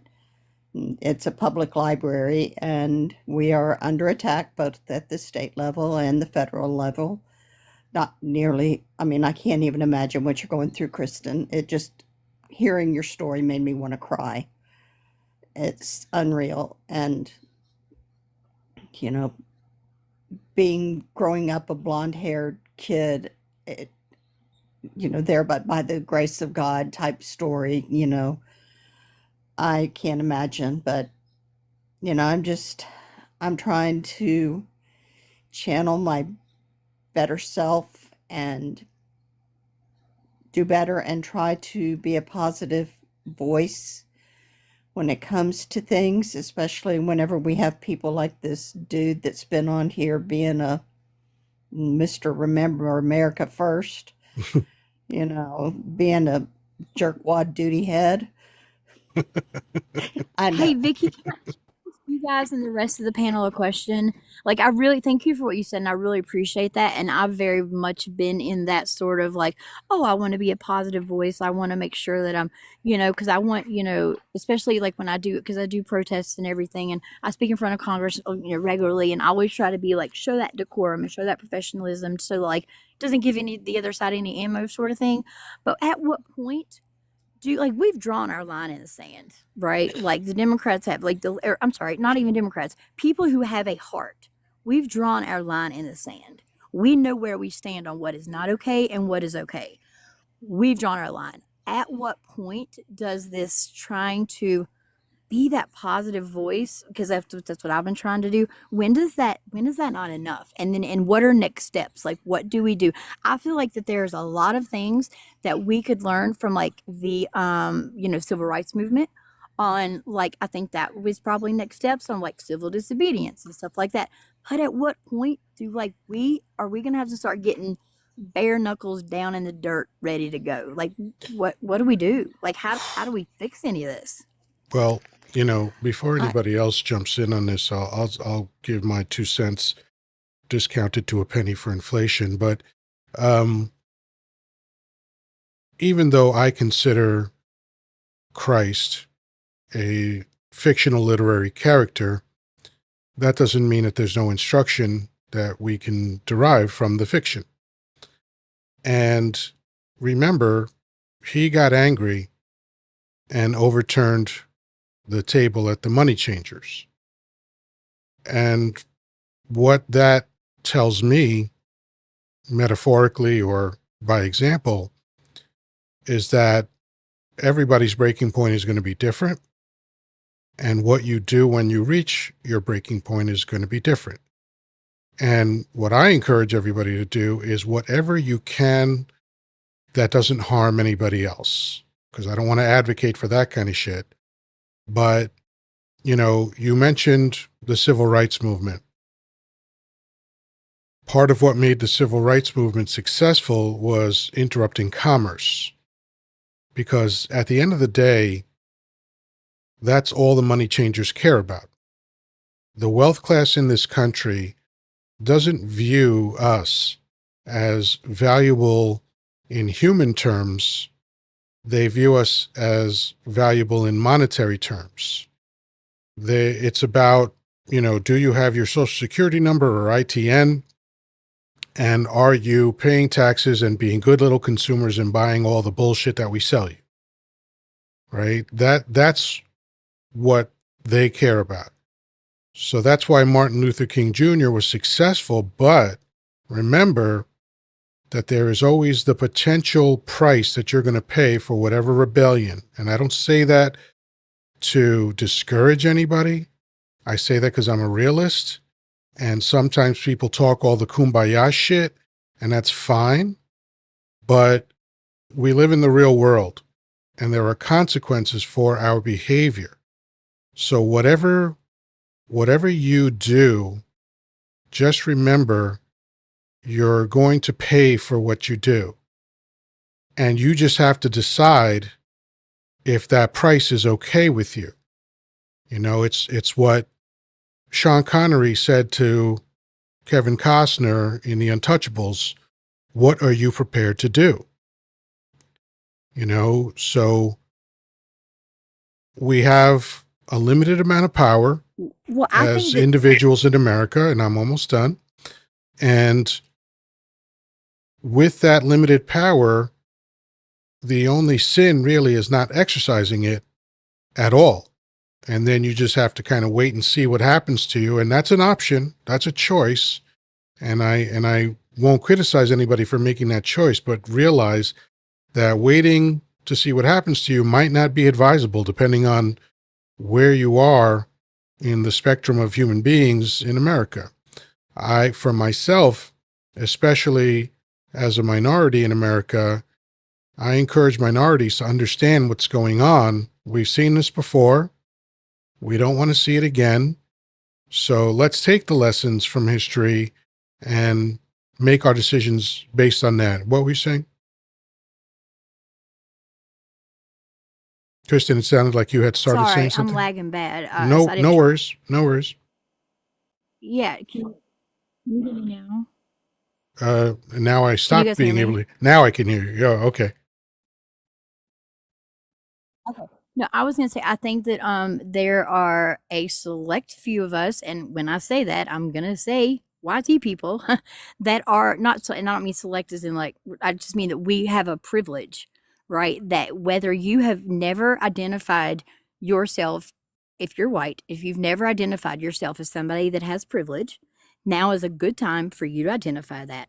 And we need to be the ones on the front lines fighting against this, because there are people that are in other communities that are unable to fight against this for a myriad of reasons, but we have a privilege that most other people aren't afforded. And so I just think everybody needs to take that in consideration. If you've never considered that before, you need to. That is excellent. And so, since we're starting to wrap up, I'm going to thank you so much for joining us, Kristen, and please feel free to stop by any time. I'm here Monday through Saturday, 10 p.m. I appreciate your input as always.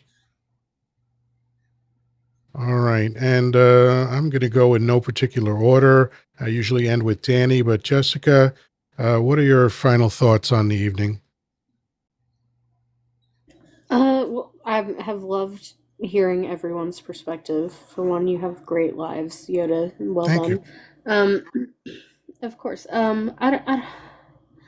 For me, it is just hard to reconcile how we allowed ourselves to get here.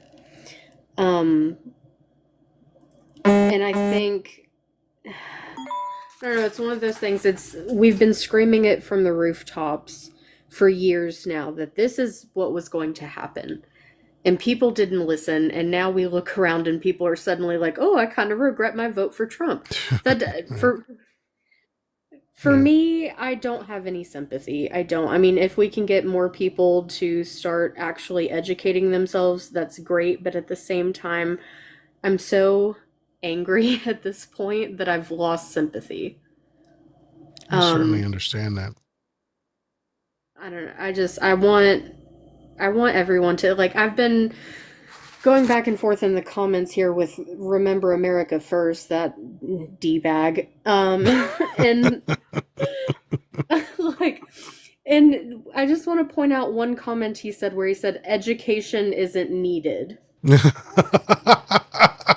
Because I told him to educate himself on Trump's, because he was talking about people's actions mattering and what they actually do. I'm like, yeah, it does. Look at Trump's actual actions. Stop listening to what is told to you. Stop listening to what the floating heads on TV are saying. And for the love of God, read a fucking book or a piece of legislation or just do some sort of research and digging. Don't just continue to rely on, oh, well, Daddy Donald said he was going to do this. And so that's what's happening. He said he's going to end all tax on tips and no tax on Social Security, and he said he's going to help the poor. Look at his actual fucking actions, please, for the love of God. And if the only reason you want to do the research is to try to get one over on me and prove me wrong, I don't give a shit. I don't care what your Good. reasonings You'll are. accidentally get educated. Just do the research. Just read something, please.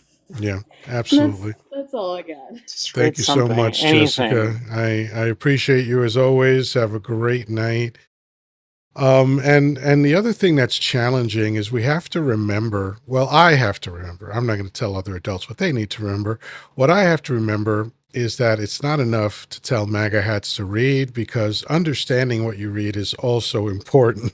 And that's some of what they have a challenge with. So it's two challenges: the unwillingness to embrace intellect, and then the failed attempt, if they even try, because I know that from hearing MAGA hats at this point, probably 1,000 of them, make comments on my content, make comments on my live shows, come up and speak on my live shows and other people's live shows. This is not a bright bunch of people, okay? And statistically, I am proven right on that.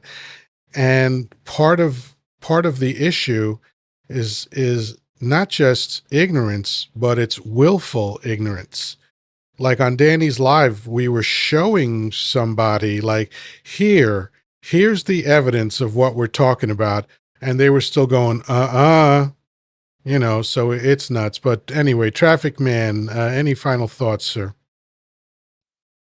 Well, I guess as always, thank you for having me on your live. Always a fun time. And hopefully, God, as much as I see in the world today, I still try to remain as hopeful as I can that eventually we will get to a point where we realize that where we are right now is the absolute bottom, and that we will come together and realize that there's so much more to society, uh, that just that we can harness and just move, just progress to a better world. And I'm really hoping this is this is that moment in our history that someday my grandchildren, great grandchildren will look back and say, "Oh wow, that was that time when everybody realized they were really stupid," and and it made that turn, and we can better the future. So That would be a that's all I beautiful got for thing. tonight, sir. And there's nothing wrong with Yes, sir. hope, man. So thank you so much for your continued support and participation. Have a wonderful night. And oops, there you go. Trans perspectives. What's your final thoughts?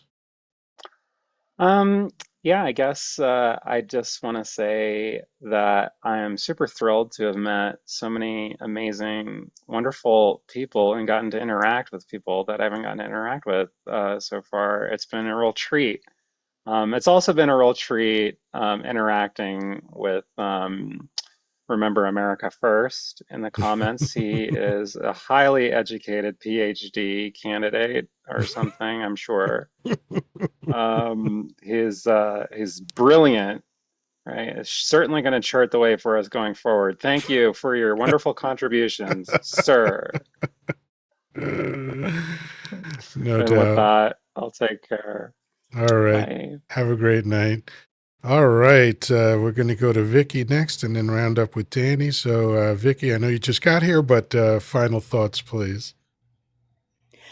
Well, kind of bouncing off what Kristen said, I know there's been a lot of talk going on about the people's sick day or whatever that is, where, basically hitting them where it hurts, the boycotts, calling out from work. It really wouldn't work for me because I'm nonprofit and I am a department of 4 with 2 people, so I couldn't really do that, but other places can. And I think we really just need to, pay attention to where you spend your money. Buy local, pay with cash, don't pay with cards, because all you're doing is making banks money. And, you know, like she said, we've got to be ready. You know, I have privilege, and I was fortunate enough to learn several years ago that I have privilege. Hit me like a box of rocks whenever, I thought, I don't have any privilege. I'm just this lower middle class woman. I don't have any privilege. But I do. And I understand that, and I have to use my privilege now because there's other people that can't. I have friends in the community that are trans. I have friends that are, not legal, and I have to be there for them. So, and my son is, disabled. So I do what I can, Right. so. And that's all we can ask for. And as always, I appreciate when you come by. I appreciate your support, your wise words, your kindness. You are always welcome here. So with that, have a great night. Thank you. All right. Before we finish up with Danny, folks, we are in the home stretch. If you enjoyed anything I said, anything my brilliant panelists said, please let TikTok know by tapping that screen as fast as you can for the next few minutes. Let's get the likes up. And Danny, what are your final thoughts? Oh boy, I'm I'm just now starting to unwind from this Good. tremendous day I The had. adrenaline's wearing off finally. That's good. You're going to sleep like You a know, baby. I'm hoping so, or I'm going to be up all night thinking about what I could have done different today. But I don't think I could have done any better, No, anything different today. I'd say job well done. Don't worry about a thing.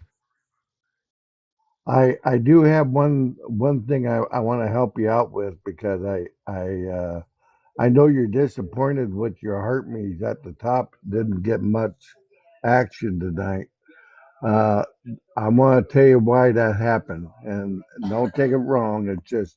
It's the way it is. You got the wrong heart up there. That heart is the same heart me. If I hit your orange heart, you can only do it one at a time in a life. Oh, You have the okay. wrong heart. And Oh, good to know.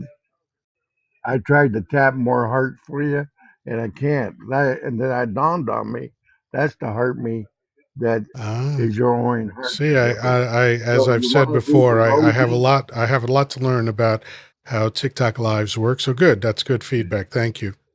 Yeah, you want to do the roses, the heart puffs, the peppers, stuff like that, or a one coin when you do your set up your goals. Just Gotcha. I thought I'd let, cause I figured you didn't, you missed, you just didn't know, and now Oh, you see, know. So I was actually trying to do the community heart, but I did the heart me instead. That's good stuff. right, Good to know. So I'll put some, so that's I'll what put happened. roses That's up what. for the next few minutes, and we'll see what happens there. So there it is. Now the roses are up there, and we can forget about that shit. Go ahead. What else is on your mind?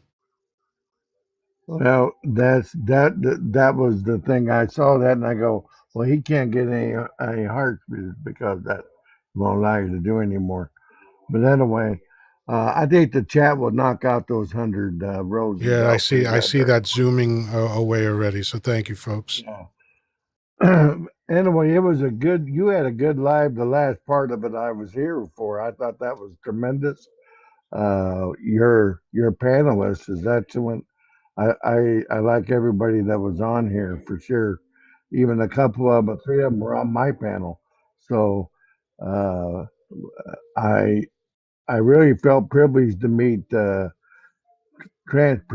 perspective today. She Hmm. is very smart lady, and I told her I said I want her to come back often. So that was excellent to see here there. So anyway, see how quick that happened. You just got to have the right one, my brother. Yeah, that's it. Yeah, I'm living and learning, man. You Anyway, know. I appreciate you. Thank you so much for having me up. As usual, I wish you more success in tomorrow night because I'll be there. Uh, Tomorrow's the day I have my doctor's appointment, so I Right. will not be anywhere around until after 5 o'clock tomorrow night. So, Gotcha. Well, now I have the right thing on, and hopefully, if people want to, they can keep giving a coin at a time to the new goal. But yep. yeah, and I just want to reiterate, folks, if you're not following Danny, you really need to. His lives are fantastic. Even when these goofy fucks come on and talk a lot of dumb shit, there are people that are way more patient than I am that will help try to educate them and instruct them any way they can. And it always leads to good conversation. And, what I want to end with two ideas. I want to get to privilege, but I also want to talk about trying to educate MAGA hats. Pardon me. Trying to educate MAGA hats. It's worth the effort, in my opinion. Of course, everybody has different sensibilities. Oh, look at that. They knocked out another goal so quickly. You guys are the best. And Danny, you're a beast. Thank you. But, you know, I think personally that as frustrating as it can be to talk to these MAGA hats, it's worth the effort because what we don't know is sometimes these things have a time release effect.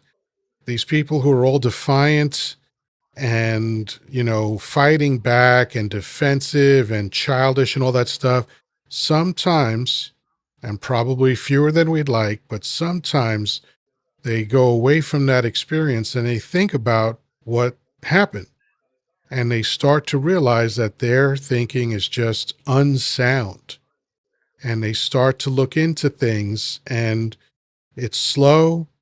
It's never going to be as fast as we want, but it does happen. So I would encourage everybody to keep going. And Danny, you're an amazing human being. I'm so happy to be associated with you. I'm so happy to interact with you. Always a pleasure to have you on my lives. And with that, I'll say good night to you and talk to you soon, my friend. You too, there, Yoda. Thank you so much, and I look forward to seeing you tomorrow night. All right. And now the last thing I want to talk about, the idea that I'll end this live with is to help anyone who's not quite clear on the privilege question of what my perspective of privilege is, because I've seen a lot of comments that are defensive and that are reactionary when it comes to privilege. The first thing is, hey, everybody has the same rights under the law, nobody's privileged. That's one perspective. And in a perfect world, there would be truth to that. So the problem, potentially, and in reality, is that laws are only an attempt to codify morality. And the way people feel has nothing to do with the laws on the books. The way people behave very often has nothing to do with the laws on the books, right? And let me give you another perspective that I hear a lot regarding privilege. Hey, I had to struggle too. I wasn't privileged. I didn't have any privilege. I worked for everything I have. And so I believe that perspective comes from the idea that privilege is like a winning lotto ticket. That if you are financially privileged, which of course is a privilege, if you're especially born into a wealthy family, then chances are you might be privileged for the rest of your life in terms of finance. But that's only one type of privilege. The type of privilege that I think about most of the time is the privilege of being able to say, why do you keep talking about race? If you just stop talking about race, it would go away, right? But that's dumb, because that's like saying if you stop talking about cancer, it'll disappear. Racism is a disease in America, and it keeps growing in the dark. And only by bringing it to light has anything ever been done regarding racism in America. And when I say things have been done, again, I mean laws, because there was a long time in America where we did not want to see Black and brown people succeed. And it's shocking to me that in my lifetime, being that I was born in 1964, there were still laws on the books that only favored Caucasians. Right? So this is an ancient history. I don't feel ancient at 61, so I don't think it's ancient history. Right? So some of what privilege looks like is what you don't have to be bothered thinking about, what you never have to worry about. The fact that if you're Caucasian and you have a child that's getting their driver license for the first time, you don't have to have the conversation with that child about how not to get ended by police officers if they pull you over. That's a talk that I had to have with my son. And I hated having to have it.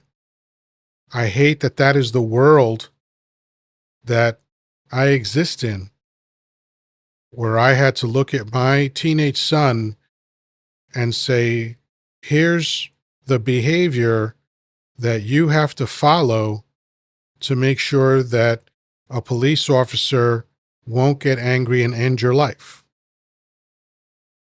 And for every Caucasian that I've ever spoken to about this, they have admitted that it didn't even occur to them to have that conversation with their child. Like they had the, what do you do when you get pulled over conversation, but it was very different than the conversation that I had to have. They would be like, get your license ready, get your insurance card ready, and speak politely to the officer. And that was pretty much the end of the conversation. And I, as a person who grew up traumatized in a very, very racist country, I had to have the fear that ran through me when I got pulled over that this might be the last few moments of my life. And if you don't think that that's a real thing, you have not been paying attention to the last 400 years of history in America. You could get strung up just for being too dark on a sunny day. And, that's just real.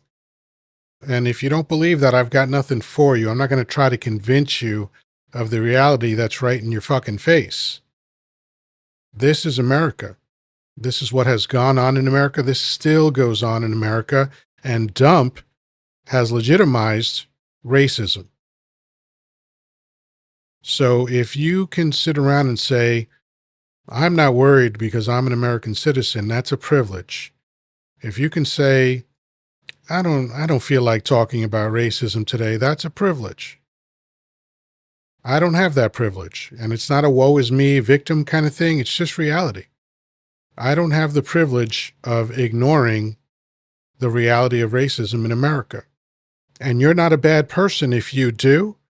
That was just luck of the draw, right? So it's not a decision you made. It's not that you're out here doing fucked up things. You just happen to be born in a country at the right shade of skin tone, the right family lineage, easy for me to say. So you're not wrong, and when you say, hey, I've never owned people and I've never done that, that's all true.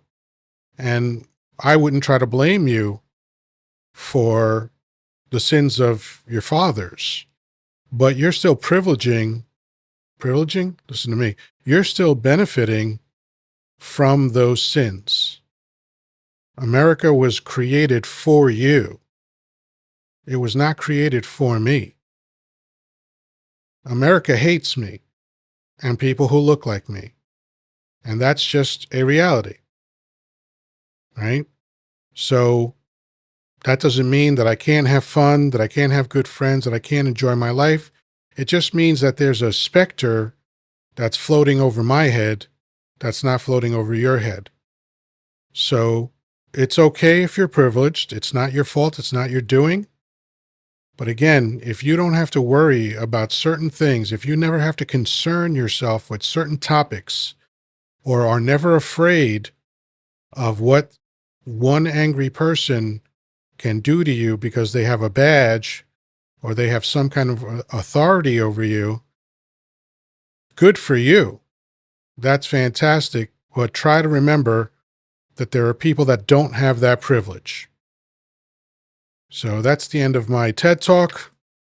I hope that makes sense. And for everybody who brought me to over 65,000 likes, thank you so much for all the gifts, for all the sharing, for all the comments, even the goofy ones, but especially the smart ones. I am very grateful for my outstanding panel. Wow. Just wow. I get to see these recordings and I get to take snippets from them and stuff and make content out of them. So I am always thrilled to hear what these very intelligent and compassionate people have to say. So I look forward to more of it. So I will be back with any luck tomorrow night, 10 p.m. Eastern Time. If you're not following me, please follow me. And comment, interact with my content, and also look for some new stuff coming from a new account called Coach.Yoddah, Yoddah, because film studios are litigious. I always have to say that. And that's going to be a whole nother conversation. The coaching stuff, the personal development stuff, but that is something I'm working on. I haven't really launched it in earnest yet, but that is coming soon, so look out for that. Until then, I appreciate everybody's time. I'm so grateful that you spent this time with us. Peace, love, and granola. Talk to you soon. Have a wonderful night. If only I could get these buttons to work. All right. Bye-bye, everybody.